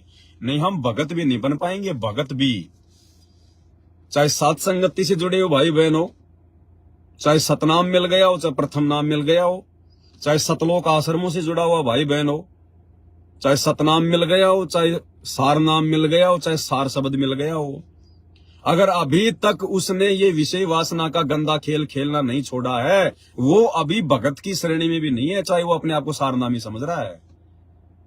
परमात्मा की वाणी है भाई, भग भोगा भग उपजय, भग से बचा न कोई, और जो कोई भग से बचे भगत कावे सोई। तो अभी तक तो भक्ति के आसपास भी नहीं है, भक्ति के आसपास भी। अरे आदरणीय गरीबदास जी महाराज जी की 4 लड़कियां थी, 4 लड़कियां, और 250 साल पहले की बात है। उन चारों लड़कियों ने गरीबदास जी से ज्ञान सुनने के बाद, उपदेश लेने के बाद में आजीवन शादी नहीं करी। आजीवन कि पिताजी हमें तो आत्मा का कल्याण करवाना है, और जबकि गरीबदास जी से किसी का कल्याण नहीं होना था, क्योंकि वो 12वां पंथ था, वो काल का पंथ था। गरीबदास जी किसी को पार करने नहीं आए थे, गरीबदास जी केवल ग्रंथ साहिब लिखने आए थे। जबकि उन आत्माओं का तो उद्धार भी नहीं हुआ, जिन्होंने अपने आत्म कल्याण के लिए और आजीवन ब्रह्मचारी रही, साध्वी रही, अपने घर पे रह के उन्होंने भक्ति करी, अपने माता पिता के घर पे रह के। कमाली 650 साल पहले परमात्मा की मुंह बोली बेटी, कभी सुना क्या आपने कि उस कमाली ने जो हमल की शादी की थी अपने आत्म कल्याण के लिए, अनमैरिड रही, और आज वो ही कबीर धरती पे है। और नालायकों, आज तो मोक्ष का टाइम है, प्राइम टाइम है, और कितना समय बचा है हमारे पास में। जब तक गुरुजी धरती पे हैं तब तक मोक्ष के द्वार हैं। गुरुजी जिस दिन धरती से चले गए, मोक्ष के द्वार बंद। फिर जो भक्ति करो, अपना भक्ति धन जोड़ो और हजारों साल तक मनुष्य जन्म प्राप्त करो, और जैसा भी सुख दुख है अपना भोगते रहो। तो भाई किस चक्कर में पड़े भगत जी हम? मैं ये नहीं कह रहा कि तुम रमेणी मत करो, वो तुम्हारी इच्छा है, करो ना करो। भक्ति में अगर रमेणी करोगे तो भी दिक्कत नहीं है, और नहीं करोगे तो भी दिक्कत नहीं है, लेकिन मर्यादा और भक्ति। और भाई ये जब तक ये कुकर्म करते रहोगे तो मर्यादा टूटती रहेगी। ये व्यभिचार है, व्यभिचार। इस सतभक्ति में आने के बाद में यदि आप ये कुकर्म करते हैं तो आप जी व्यभिचार कर रहे हैं, व्यभिचार। और कितना अच्छे से गुरुदेव ने समझा दिया कि कोटि शीश तूने दे दिए यम राजा की भेंट। क्या कहते हैं गुरुदेव? करोड़ों शीश तूने दे दिए यम राजा की फेट। यम राजा यानी ये काल, फेट यानी झटके से मारना। करोड़ों सिर हमने मनुष्य जन्म प्राप्त करके और बिना भक्ति के इस काल के षड्यंत्र में फंस के बर्बाद कर दिए। करोड़ों। और क्या मिला हमें? क्या मिला? करोड़ों शीश दे दिया हमने काल को। काल की भक्ति करते करते, इन देवी देवताओं की भक्ति करते करते, क्योंकि हर मनुष्य जन्म में कोई न कोई तो भक्ति आदमी करता ही है, जैसी भी है। तो करोड़ों बाल इस काल की भक्ति करके और समर्पित होके हमने अपना जीवन जो है वो दान कर दिया इसको। जैसे आज आप देखोगे बड़े बड़े शंकराचार्य ये आजीवन ब्रह्मचारी रहते हैं, जबकि 2 कोड़ी की भक्ति नहीं है उनके शंकराचार्यों की, 2 कोड़ी की। और बड़े बड़े मंदिरों के पुजारी हैं, वो भी बेचारे ये सोचकर कि हमें तो मोक्ष प्राप्त करना है, वो ब्रह्मचारी रहते हैं। ये नागा साधु वगैरह ये सब ये ब्रह्मचारी रहते हैं, और इनको मिलेगा क्या? कुछ नहीं मिलेगा इनको। तो गुरुदेव कहते हैं तूने अज्ञानता में करोड़ों सिर, ये करोड़ों मानव जन्म तूने काल की भक्ति पे बर्बाद कर दिए मोक्ष के लिए। कोटि शीश तूने दे दिए यम राजा की फेंट। फेंट यानी झटके से मारता है ये। कहीं आपस में लड़ाई झगड़ा करवा देगा, कहीं बॉर्डर पे कोई दुश्मन सिर काट देगा, बहुत सारी वजह से। और एक सिर दे के देख ले सतगुरु अपने की भेंट। और गुरुदेव कह रहे हैं एक सिर यानी एक मनुष्य जन्म केवल तू अपने सतगुरु को समर्पित कर और देख सतगुरु तुझे उसके प्रतिफल में क्या देता है।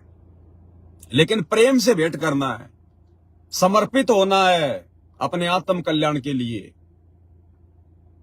कहते हैं एक सिर दे के देख ले, एक मनुष्य जन्म समर्पित हो जा अपने गुरुजी के चरणों में। करोड़ों बार तो समर्पित होके तूने काल के जाल में जाके देख लिया, तेरे को कुछ नहीं मिला गधे कुत्ते सुअर की योनि के अलावा।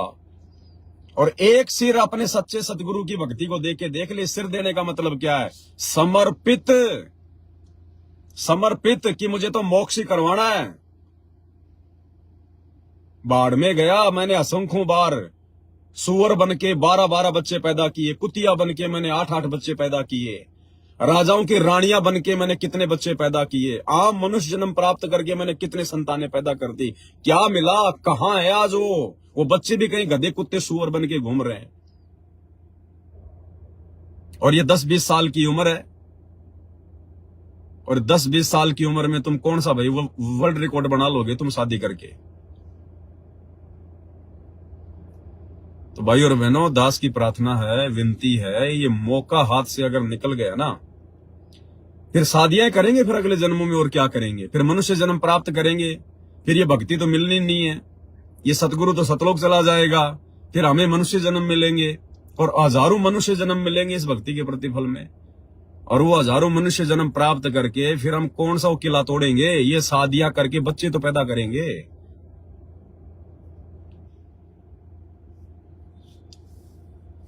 तो भाई दास की प्रार्थना है, अगर रमेणी भी करनी है, शादी भी करनी है, तो थोड़ा धैर्य रखो।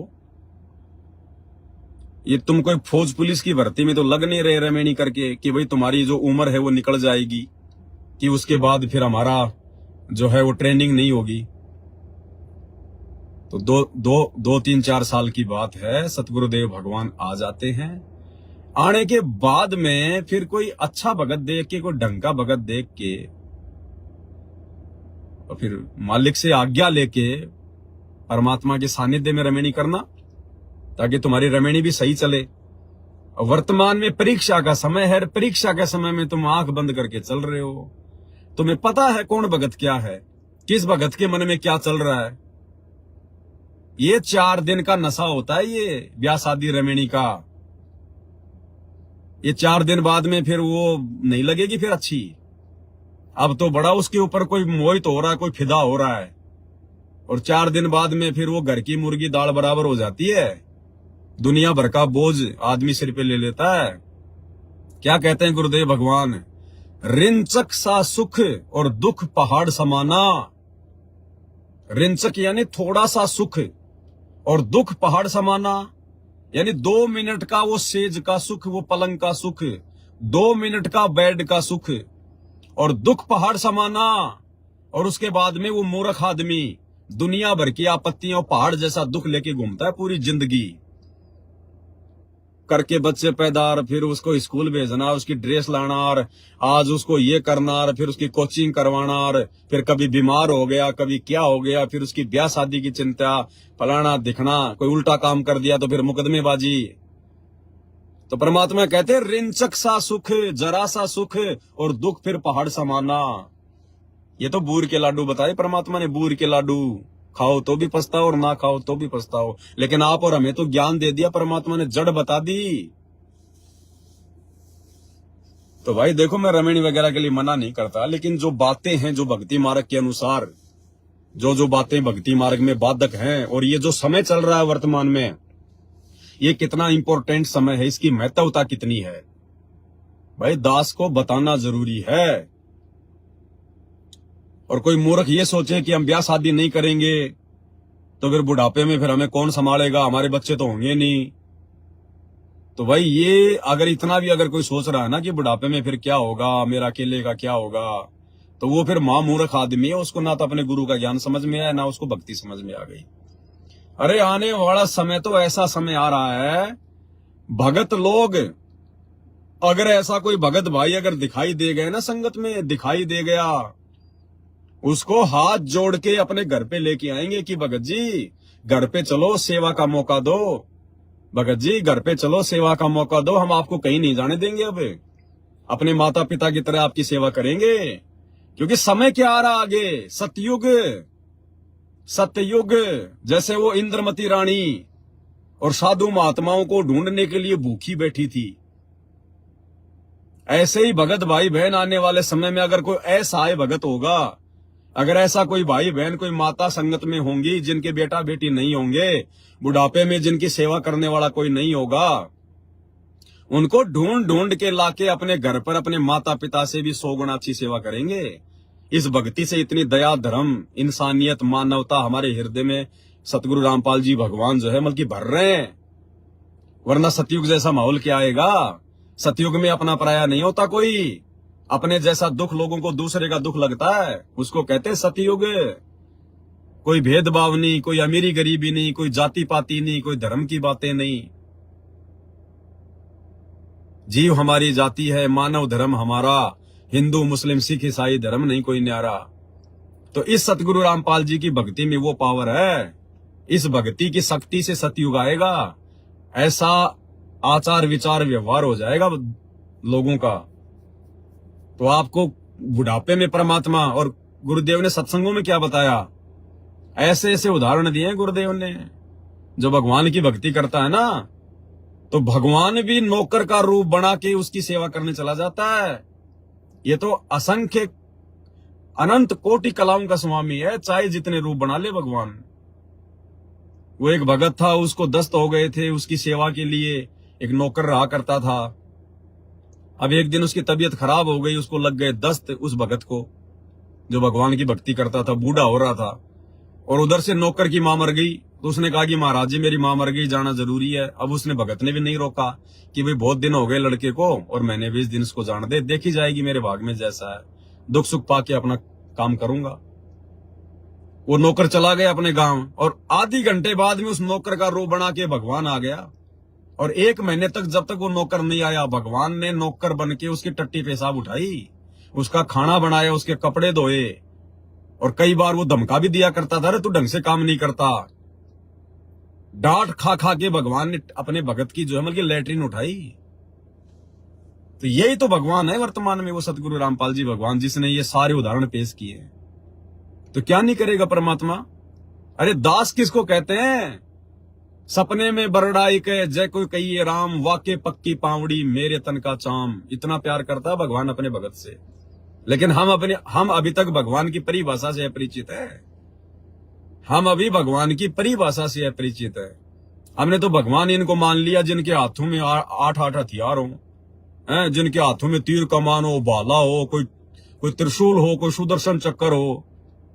हमने तो इनको भगवान मान रखा है, जो थोड़ा सा कुछ बोल दे उसकी गर्दन उड़ा दे। तो अभी तो हम भगवान की परिभाषा से भी अपरिचित है। भगवान किसे कहते हैं, भगवान वो है जो केवल सुख दे, दुख नाम की चीज ना दे, उसको कहते हैं भगवान। हर प्रकार की वस्तु दे, तो वो भगवान धरती पर सतगुरु रामपाल जी है। इनके ज्ञान से समझ में आएगा, भक्ति विधान से समझ में आएगा। तो भाई और बहनों, आपने वर्तमान में जो धरती पर परमात्मा प्रकट है और जो मोक्ष का समय है, जिस मोक्ष के समय के लिए देवी देवता भी तरसते हैं, ये साधु संत ऋषि महात्मा लाखों हजारों साल जंगलों में गुफाओं में तपस्या करके मर गए, उनको भगवान की छाया के दर्शन नहीं हुए। और आज वो भगवान खुद हमें सतलोक ले जाने के लिए आया हुआ है, और हम गफलत कर रहे हैं। फिर ये भगवान असंख्य जन्म नहीं संभालेगा, फिर जो इस मौके को चूक जाएगा, इस समय को। अरे अगर कोई बहन बेटी अगर इस ज्ञान को समझ के अगर शादी नहीं करना चाहेगी, पहली बात तो ये बताओ, अगर किसी ने अगर जो है वो लड़की के रूप में जन्म ले लिया, तो क्या जरूरी है कि शादी करना उसके लिए कोई जरूरी है? कोई संविधान में लिखा हुआ है क्या कि भारत सरकार आपको जो है बल्कि जेल में डाल देगी अगर आपने लड़की होने के बावजूद अगर आपने शादी नहीं की? तो लड़के शादी क्यों नहीं करते और फिर भी अपने माँ बाप के घर में रहते हैं? तो क्या लड़की अपने माँ बाप के घर में नहीं रह सकती? क्या लड़की को अधिकार नहीं है? क्या कानूनन उसको बराबर का अधिकार है? ये तो हम लोगों ने समाज को बिगाड़ रखा है।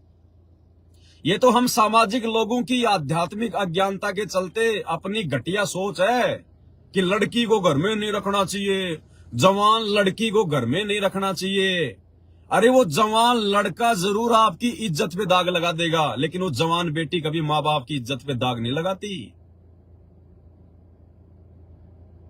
कोई जरूरी है?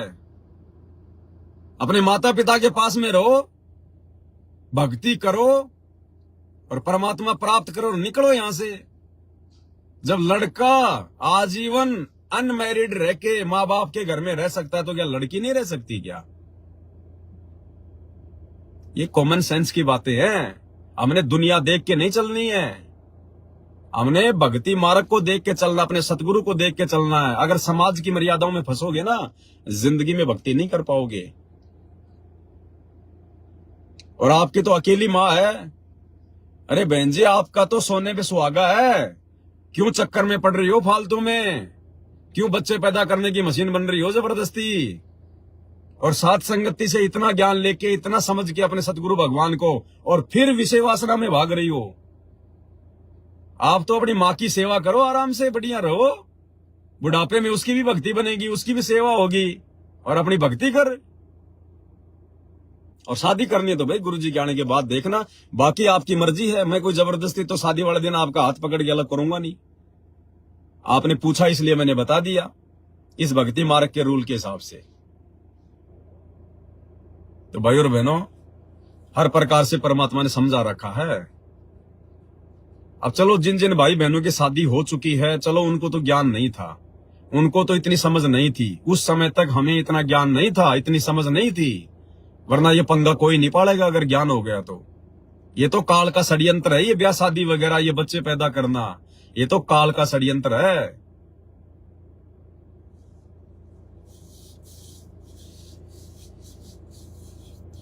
अरे इंजड़े भी तो इंसान है, वो कौन सी शादियां करते हैं? अरे वो कौन सी शादी करते हैं बताओ? क्या उनका बुढ़ापा नहीं कटता? उनके समाज के लोग उनकी बढ़िया सेवा करते हैं। जिनके बेटा बेटी है ना, उनसे अच्छी सेवा उन हिंजड़ों की होती है, उन किन्नरों की। उनके ग्रुप के लोग बुढ़ापे में उसकी सेवा करते हैं बैठे बैठे। अरे तो भगवान मिल गया, ठीक है। जिसको सतगुरु रामपाल जी की भक्ति प्राप्त नहीं है, जिसको ये अनमोल ज्ञान प्राप्त नहीं है, वो चाहे 20-20 शादियां करो, उसको तो ज्ञान नहीं है। अरे तुम्हें तो सब कुछ पता चल गया, भगवान धरती पर क्यों आया हुआ है, आप और हमें मनुष्य जन्म क्यों मिला है, हमारा मकसद क्या, हमारा टारगेट क्या है, और कितने समय की बात है ये।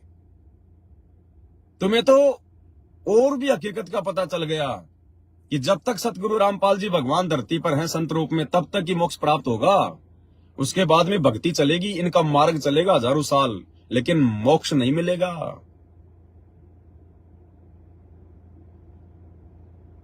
तो भाई बाकी आपकी मर्जी है। और दूसरी बात भाई और बहनों,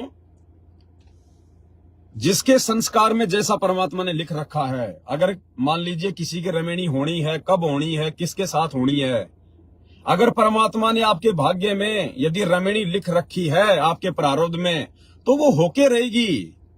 आप अगर खुद भी किसी लड़के से बात नहीं करोगे तो भी रमेणी होगी। आप ना करना चाहोगी रमेणी, ना करना चाहोगी, और यदि आपके भाग्य में गुरुजी ने लिख रखी है तो होगी। फिर टेंशन किस बात की है? फिर भैया जबरदस्ती करके स्वतंत्र कर्मों के तहत अपने कर्म बिगाड़ सकते हो आप लोग। फिर ये स्वतंत्र कर्म हो जाएंगे। स्वतंत्र कर्म कि बाप तो तुम्हारा जेल में बैठा है और तुम बाहर शादियां कर करके और विषय वासनाओं का सुख भोग रहे हो। तुम बाहर विषय वासनाओं का सुख भोग रहे हो। ये स्वतंत्र कर्म है। फिर यहां पर स्वतंत्र कर्म बता रखा ना गुरुजी ने, स्वतंत्र कर्म काल ने छूट दे रखी है 25% स्वतंत्र कर्म करने की। फिर ये स्वतंत्र कर्म है। अगर गुरुजी से आज्ञा लेकर रमेणी करोगे तो फिर वो स्वतंत्र कर्म नहीं है। और यदि तुम्हारे माता पिता यदि तुम्हारी रमेणी कर रहे हैं, अपनी खुशी से कर रहे हैं, तो फिर वो स्वतंत्र कर्म नहीं है। लेकिन तुम अपने ही गुरु भाई से, जो कि अपने सगे भाई से भी बढ़ के होता है, इतनी मर्यादा होती है गुरु बहन और गुरु भाई में, जो सगे भाई बहन में भी नहीं होती। और तुम अपने गुरु भाई से और कैसे इस प्रकार से अपनी शादी की बात कर सकती हो? मर्यादा कहां है बहन तुम्हारी? मर्यादा तो तुम्हारी तार तार हो चुकी है, तार तार। तुम खुद अपने आप को चाहे समझो मर्यादा में, वो बात अलग है, लेकिन भक्ति मार्ग के हिसाब से तुम्हारी मर्यादा तार तार है। क्या भाई बहन आपस में अपनी शादी की बात करेंगे क्या? जबकि तुम तो गुरु भाई बहन हो, सगे भाई बहन से भी बढ़ के, कहते हैं ना कि मतलब धर्म का भाई बहन होता है, और धर्म के भाई बहन से भी बढ़ के सतगुरु के शिष्य और शिष्या। संत रामपाल जी के भक्तों को आपस में शादी की बातें करने का, रमेणी की बातें करने का अधिकार नहीं है। बाकी अपने कर्म चाहे कितने फोड़ो, वो बात अलग है। परमात्मा किसी का हाथ नहीं पकड़ेगा।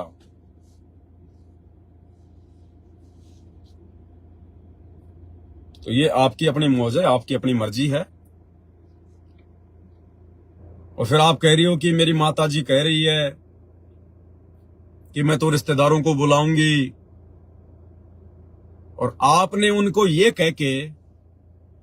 उनको फिर अपनी तरफ से ये कह के कि साधारण खाना खिलाओगी तो बुला सकती हो। क्यों बुला रही हो बारात?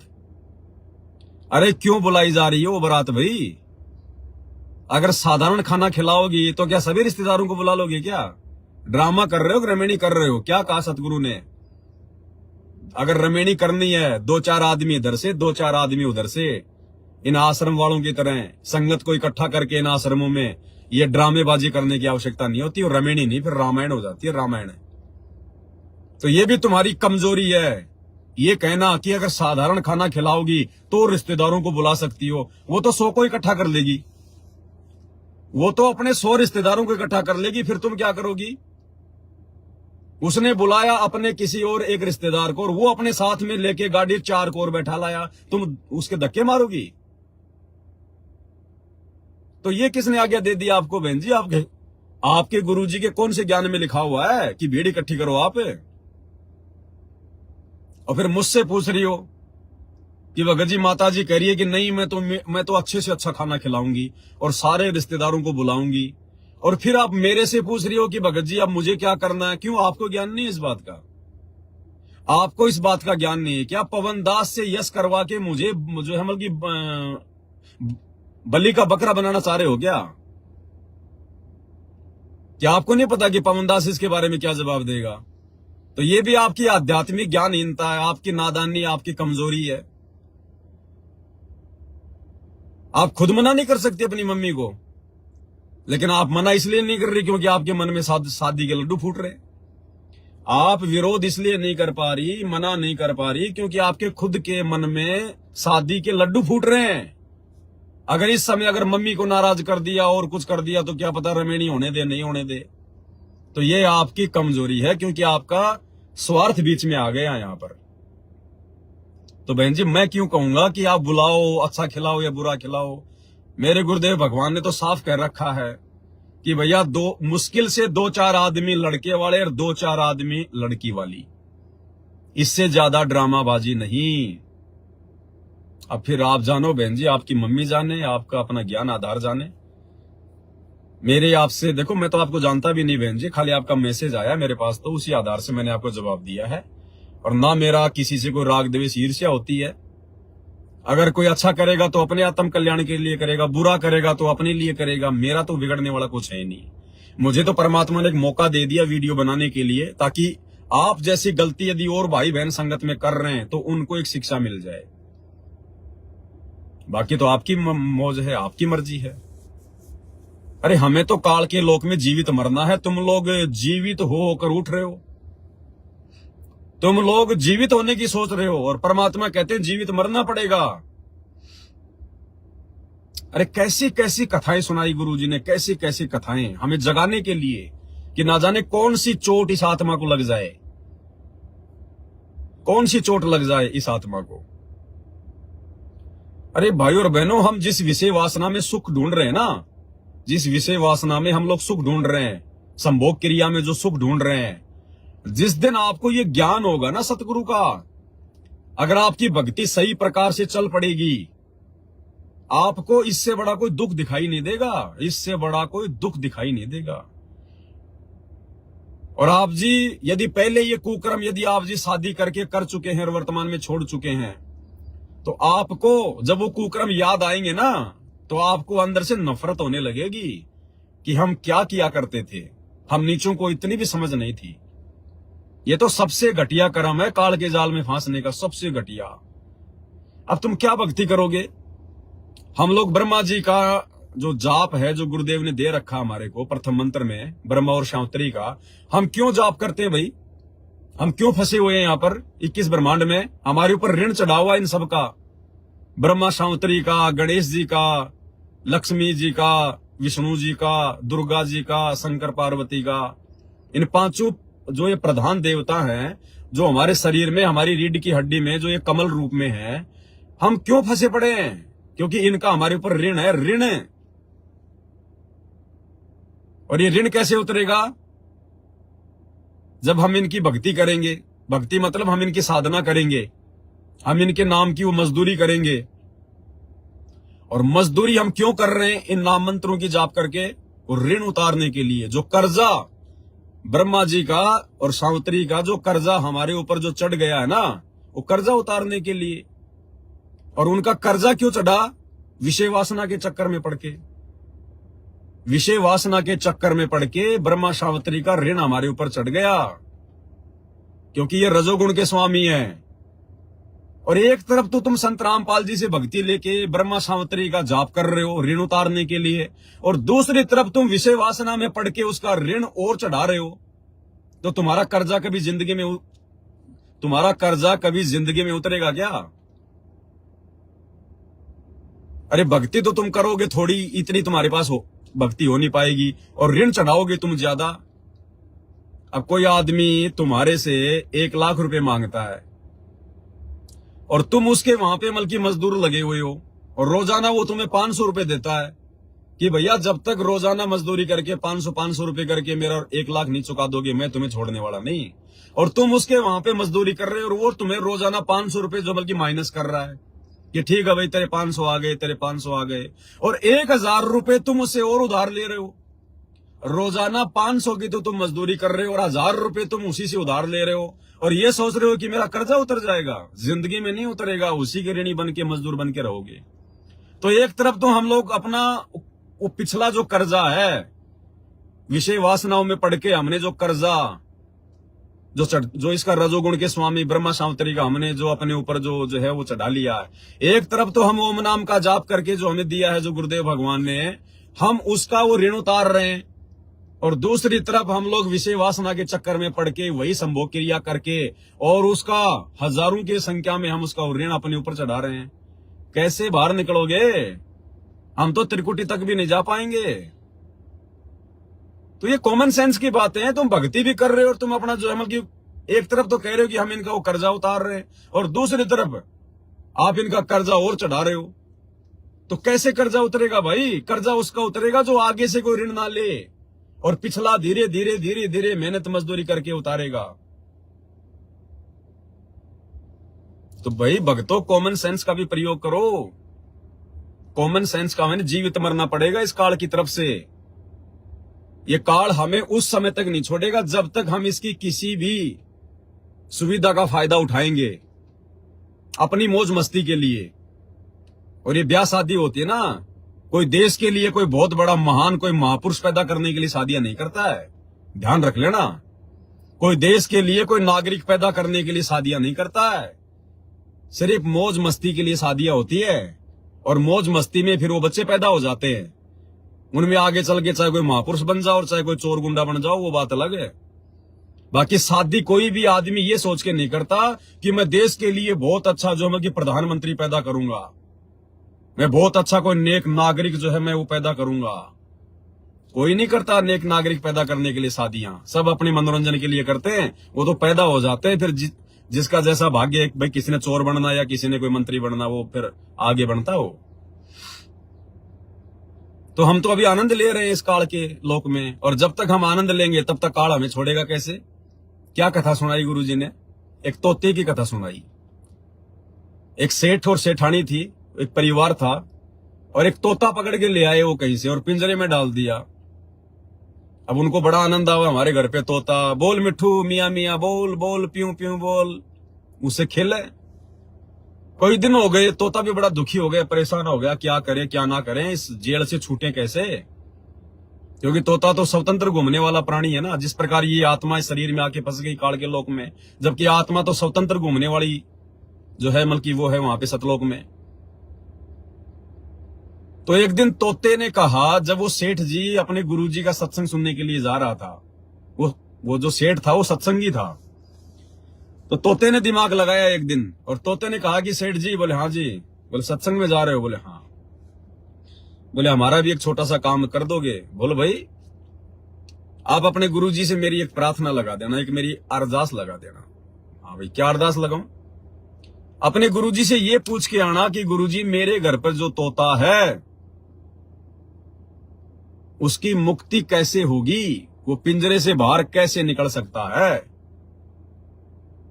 उसकी मुक्ति कैसे होगी? तो सेठ ने कहा कि ये तो कोई बड़ी बात नहीं, मैं पूछ के आ जाऊंगा, क्या दिक्कत है इसमें? तो सेठ जी गया, सत्संग सुना। आते समय उसने तोते की प्रार्थना अपने गुरुजी से एकांत में रख दी। कहा कि गुरुजी ऐसे ऐसे मेरे घर पे तोता है। उसने ये सवाल किया कि गुरुजी से पूछना कि मेरी मुक्ति कैसे होगी? अब सेठ जी ने जैसे सवाल किया, गुरुजी धड़ाम से जमीन पे गिरे। एकदम बेहोश हो गए, यूं ना हिले ना डुले, जैसे मर गया। अब सेठ जी तो बिल्कुल हक्का बक्का हो गया कि यार मैंने तो क्या कर दिया, कहीं मेरा नाम ना लग जाए, क्या पता इसको हार्ट अटैक आ गया, क्या आ गया, कहीं मैं ना फंस जाऊं। सेठ तो वहां से भाग लिया, घर पे आ गया। आते तोते ने पूछा कि सेठ जी मेरी प्रार्थना करी गुरु जी से। सेठ ने कहा, रे नालायक, क्या है की प्रार्थना, मेरे को मरवा देता तू, तेरी प्रार्थना के चक्कर में तो मेरे को जेल हो जाती। बोला क्या हुआ? बोला जैसे मैंने तेरी अरदास की कि गुरुजी मेरे घर पर एक तोता है, उसने अरदास लगाई है कि गुरुजी से पूछना कि मेरी मुक्ति कैसे होगी, मैं कैसे इस पिंजरे से बाहर निकल पाऊंगा। और नालायक गुरुजी तो बेहोश होके गिर गए। मैंने हिलाया डुलाया, कोई रिएक्शन ही नहीं दिया, मैं तो छोड़ के भाग के आ गया। तोता समझ गया, शब्द सैन सतगुरु की पहचान है पावे अटल सुहागरे। सेठ तो मूर्ख था, नहीं समझा, सत्संगी था फिर भी नहीं समझा, वो तोता समझ गया। रात को सो गए सारे परिवार वाले, सुबह उठे तो सेठ ने देखा, रे तोते को क्या हो गया, बिल्कुल गर्दन टूटी हुई, सारा सब कुछ यूं। सेठ ने यूं हिलाया पिंजरा तो यूं यूं हो गया, पिंजरा अगर यूं हिलाया तो यूं हो गया। अब सेठ ने सोचा, रे ये तो मर गया, और भाई ये तो जानवरों में जो है मतलब बीमारी भी आ रही है, और कहीं कोई बैक्टीरिया ना आ जाए, कहीं हम और ना बीमार हो जाएं। उसको मरा हुआ जान के सेठ ने तुरंत पिंजरा खोल दिया, और जैसे ही पिंजरा खोला तुरंत तोता उड़ के और आजाद हो गया तुरंत, क्योंकि वो संकेत समझ गया गुरु का।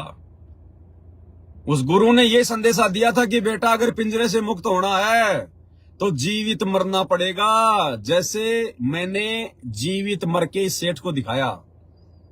बेटा जीवित मरना पड़ेगा, और जब तक जीवित नहीं मरेंगे तब तक ये सेठ तुम्हें घर से बाहर नहीं निकालेगा। वो सेठ समझो काल, और तोता समझो आत्मा, और ये पिंजरा समझो 21 ब्रह्मांड। तो सेठ ने सोचा ये तो मर गया, मेरे किसी काम का ही नहीं, अब मैं इसके साथ में थोड़ा बहुत टाइम पास किया करता था, मनोरंजन किया करता था, मेरा मन बहलाया करता था, अब ये तोता तो किसी काम का नहीं, और कहीं कोई जो है इन्फेक्शन ना हो जाए। तुरंत उसको पिंजरा खोल दिया, तुरंत तोता उड़ गया। तो भाई जब तक हम इस काल का मनोरंजन करते रहेंगे, शादियां करके, विषय वासना के चक्कर में पड़ के, बच्चे पैदा करके, तब तक ये काल हमें कैसे छोड़ेगा? ये हमसे खेलता रहेगा, हम तो इसके लिए खिलौने हैं। तब तक ये काल हमसे खेलता रहेगा, हमें नहीं छोड़ेगा, पिंजरा नहीं खोलेगा। और जब तक हम पूरी तरह से काल के लिए नहीं मर जाएंगे कि हम तेरे किसी काम के नहीं, अब हम तेरी किसी भी ऐसी सुविधा का फायदा नहीं उठा रहे। हमें जो भी सुविधा देगा हमारा सतगुरु देगा, और सुविधा हम सतलोक में लेंगे। अगर आनंद भी लेंगे तो सतलोक में लेंगे। गुरुजी ने बता दिया कि बेटा यहां तो आनंद नाम की चीज नहीं है, ये आनंद भी जो तुम यहां पर विषय वासना में ढूंढ रहे हो, इससे भी अरबों खरबों गुना उत्तम आनंद सतलोक में है। वहां पे जो तुम्हारी जो घरवाली होगी, जो हंसनी होगी, जो भगतमती होगी, वहां पे ये गंदा काम नहीं होता, वहां तो नूरी शरीर है। लेकिन एक दूसरे को देख देख के इतना आनंद आता है। गुरुजी कहते हैं यहाँ के संभोग क्रिया में भी वो आनंद नहीं है, यहाँ की संभोग क्रिया से अरबों खरबों गुना आनंद। वहां तुम एक दूसरे के ऊपर मोहित होकर, मन मोहित होकर तुम आनंद प्राप्त करोगे। उस सुख का यहां वर्णन ही नहीं किया जा सकता। तो सोचो सतलोक में क्या सुख होगा। और हम यहां का सुख नहीं छोड़ रहे, ये गंदा सुख, झूठा सुख, 2 मिनट का सुख, उसके बाद में शकल से भी अच्छे नहीं लगते आपस में, और हम इसी सुख में घुसे हुए हैं। और काहे का सुख है ये, उसके बाद में दुख ही दुख है। फिर वो तोता तोती पैदा हो जाएंगे, फिर कभी उनके कपड़े, कभी उनकी लेटरिन साफ करना, कभी गोद में टट्टी करेगा, कभी कहां करेगा, हैं? फिर भरते रहना उनकी स्कूल की फीस। तो ये बाकी दुनिया जो भक्ति नहीं कर रही है ना, ये पैदा कर करके करेगी अपना काम है। अरे आप और हमें ज्ञान हो गए तो हमें तो निकलना है यहां से। अब भी बच्चे पैदा करने में लगे रहोगे क्या? ये बाकी दुनिया जो भक्ति नहीं करेगी आने वाले समय में, जिसको ज्ञान नहीं होगा, वो करती रहेगी बच्चे पैदा। हमने तो सतलोक में बनाना अपना परिवार, सतलोक में बेटा बेटी तैयार करने जाके, और तुम यहीं पे घर बसाने की जो है वो कर रहे हो तैयारी। तो भाई और बहनों, जब तक उस तोते की तरह जीवित नहीं मरेंगे तब तक वो सेठ रूपी निरंजन, वो सेठ रूपी काल इस पिंजरे से बाहर नहीं निकालेगा। अब देखो हर प्रकार से गुरुजी ने समझाया हुआ है भाई और बहनों। दास तो केवल हल्का हल्का रिपीट कर रहा है, बाकी देखो भाई भगत की अपनी मौज, अपनी मर्जी। बाकी जो अपने सतगुरु पर पूरी तरह से आश्रित हो जाएगा और आश्रित होकर मर्यादित होकर भक्ति करेगा।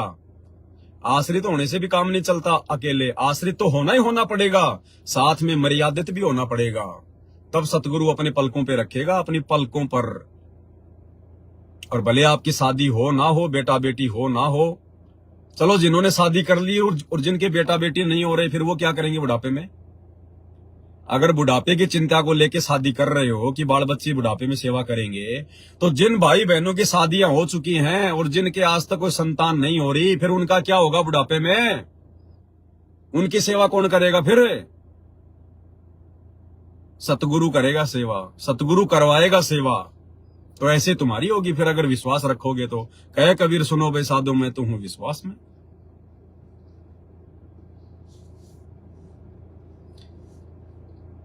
बहुत सारी बातें भाई और बहनों। अब क्या, देखो दास कोई फालतू की बातें तो करता नहीं है, ना कोई दो पैसे यूट्यूब फेसबुक से कमाने के लिए दास लाइव आता है। ये तो हराम की कमाई है, हम तो सपने में भी नहीं सोच सकते यूट्यूब फेसबुक की कमाई। और ना हमारे पास में इतना फालतू समय है। यहाँ तो एक एक श्वास की कीमत बता रखी है गुरुजी ने। कहता हूं कहीं जात हूं, कहूं बजाकर ढोल, श्वास जो खाली जात है 3 लोग का मोल। और ये दास बार बार लाइव नहीं आना चाहता, मेरी अंदर से इच्छा नहीं होती लाइव आने की, लेकिन जब परमात्मा की तरफ से ज्यादा ही जब के दबाव आता है तब दास लाइव आता है। क्योंकि मैं नहीं चाहता कि बार बार मेरे वीडियो देख के आप लोग भी अपना समय खराब करो। और मैं डरता हूं कि कहीं परमात्मा मेरे वीडियो ज्यादा देखने से या मेरी जो है कहीं कोई भगत जो है मतलब उनका कोई समय बर्बाद ना हो जाए। नहीं, इस दास के पास तो इतने टॉपिक हैं, इतने सब्जेक्ट हैं, दिन में अगर 20 बार लाइव आऊं तो भी थोड़ा है, लेकिन परमात्मा से थोड़ा भय है, डर है। मैं कोई पब्लिसिटी के लिए, कोई अपने नाम प्रचार के लिए, मैंने कोई चुनाव थोड़ी लड़ना है कि मैंने कोई वोट बैंक कोई तैयार करना है। ये दुनिया तो अपने स्वार्थ के लिए करती है, सोशल सेवा वगैरह जो भी होती है, अपने फायदे के लिए, अपने स्वार्थ के लिए, अपनी पब्लिसिटी के लिए, जान पहचान के लिए। हम तो जान पहचान मिटाने में लगे हुए हैं, हमें जान पहचान बनानी नहीं है यहाँ पर। हमने तो 21 ब्रह्मांड से अपनी आइडेंटिटी समाप्त करनी है। परमात्मा ने बता दिया, बेटा आज तो ये मनुष्य जन्म प्राप्त करके तू अपनी आइडेंटिटी बना लेगा। आज तो तू अपनी पहचान बना ले, और कल को जब गधा कुत्ता सुअर बन के घूमेगा तब कौन जानेगा तेरे को। तो हमने तो अपनी आइडेंटिटी समाप्त करनी है मेरे भाई। हमने तो सतलोक चलना है। ये लास्ट एंड फाइनल हमारा ये मनुष्य जन्म है, लास्ट एंड फाइनल। और जिसने बढ़ाना है भाई वो करो फिर अपनी आइडेंटिटी।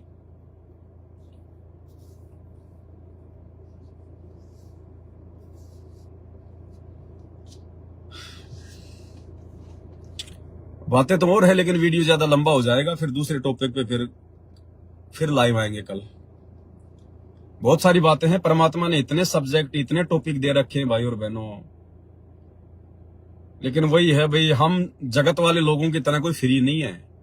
अब जगत वाले तो वीडियो बना सकते हैं ज्यादा, उनको ना कोई 3 समय की आरती करनी है, ना कोई मंत्र जाप करना है, ना उनको कोई अपना यज्ञ करना है, ना उनकी कोई मर्यादा है, ना कोई नियम है। उनको तो केवल पैसा है, पैसा दिखता है, तो उनका तो सारा दिन इसी में चलता है। अब आप और हमें तो परमात्मा ने और भी जिम्मेदारियां दे रखी है, भक्ति भी दे रखी है।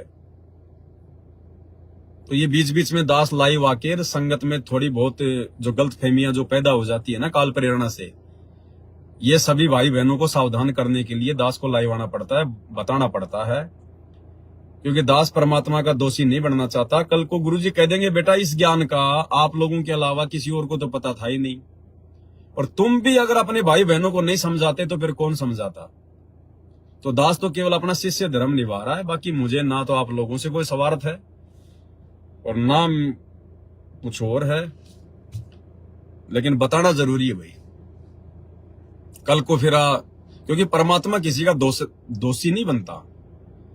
जब धर्मराज के दरबार में जब जीव जाता है तो वहां परमात्मा को ये उलाना नहीं दे सकता कि परमात्मा मेरे को किसी ने बताया ही नहीं, मेरे तक ये जानकारी नहीं आई। तो परमात्मा वहां पर ये वीडियो चला देगा, डिस्प्ले चला देगा, देख वो क्या चिल्ला रहा था, क्या चिल्ला रहा था। ये थोड़ी कि भगवान ही आके समझाएगा तेरे को, हर बात भगवान ही आके समझाएगा। अब एक भगत था और वो रास्ते रास्ते जा रहा था, सामने से कोई हाथी आ रहा था पागल। अब दुनिया इधर उधर भाग रही है और बोला नहीं मेरे को तो भगवान बचाएगा, मेरे को तो भगवान बचाएगा। एक आया दौड़ के, अरे बोला भगत जी साइड में हो ले, हाथी आ रहा है, पागल हो गया, कईयों को मार दिया। नहीं नहीं मेरे को तो भगवान बचाएगा, कि भगवान आएगा। अरे बोला साइड में हो ले मेरे भाई, बोला ना भगवान आएगा तब साइड में होऊंगा। इतने में हाथी आया, मारी सूंड की, दूसरे के मकान पे जाके गिरा। और बोले भगवान आप आए ही नहीं, भगवान आप आए ही नहीं। फिर आया भगवान। बोला वो जो आदमी बोल रहा था वो कौन था? अरे वो जो तेरे को कह रहा था, जो चिल्ला रहा था, वो भी तो भगवान का ही बच्चा था। तू साइड में क्यों नहीं हुआ? तो हर काम के लिए भगवान थोड़ी आएगा। भगवान किसी को निमित्त बना देता है, भगवान किसी में जो है वो प्रेरणा कर देता है। और फिर ये मनुष्य जन्म, ये बुद्धि क्यों दी है? फिर हमने कॉमन सेंस का भी तो प्रयोग करना चाहिए ना। हर काम के लिए थोड़ी भगवान आएगा। तो भगवान कह देगा बेटा देख मैंने तेरे लिए संदेशा भिजवाया था, बोल तूने सुना कि नहीं सुना? तो वहां तो सब याददाश्त आ जाती है, हाँ जी सुना था। तो फिर मेरे को क्या उलाना दे रहा है? तो भाई और बहनों परमात्मा दया करें। दोपहर की आरती का भी समय हो रहा है। तो देखो दास तो भाई जैसे जैसे परमात्मा दया करेंगे, प्रेरणा करेंगे, अपनी भक्ति भी करनी है। जो जिम्मेदारी है, जब तक हमारे गुरुदेव भगवान जेल से बाहर नहीं आ जाते तब तक जो जिम्मेदारी है वो भी निभानी है, और ये निभाते रहेंगे मालिक के आशीर्वाद से। तो आज की वीडियो में केवल इतना ही भाई और बहनों। मेरी किसी बात से अगर किसी को कोई तकलीफ, कोई दर्द, कोई पीड़ा पहुंची हो तो दास हाथ जोड़ के क्षमा प्रार्थी है। जो सत्य है वो मैंने रखा है ज्ञान आधार से, बाकी मानना ना मानना ये भाई अपने अपने बुद्धि विवेक के ऊपर है। और रही बात ब्याह शादी की, तो जहां परमात्मा ने संस्कार जोड़ रखा तो होके रहेगी, लेकिन स्वतंत्र कर्मों के तहत भाई और बहनों अपने कर्म मत बिगाड़ो। वर्तमान में ये परीक्षा का समय है, सोच समझ के डिसीजन लो। साल 2 साल में कोई मर नहीं जाओगे, कोई तुम बूढ़े नहीं हो जाओगे। और इतना ज्ञान दे दिया भगवान ने घर घर में, और उसके बावजूद भी फिर तुम काल को अपने घर में घुसा रहे हो जबरदस्ती लाके। एक तरफ तो तुमने भगवान को बैठा लिया, घर घर में बेड लगा लिए, अब तुम काल को घुसेड़ रहे हो घर में, ये विषय वासना के चक्कर में पड़ के। तो क्या भक्ति थोड़ी हो रही, फिर तो ड्रामेबाजी हो रही है, तो देखा देखी हो रही है फिर सारा काम। बाकी अपनी मर्जी है सबकी भगत जी। परमात्मा से सद्बुद्धि की भीख मांगो। वर्तमान में ये थोड़ा बहुत समय है, कुछ लेना देना नहीं है, फिर कुछ भी लेना देना नहीं है। इस स्टेज पे आकर साथ संगति से इतना जुड़कर, इतना ज्ञान लेकर भी अगर कोई गलती करेगा, फिर परमात्मा नहीं संभालेगा। फिर भाई साहब करते रहना फिर बच्चे पैदा अगले जन्मों में। बंदी छोड़ सतगुरु रामपाल जी भगवान की जय हो।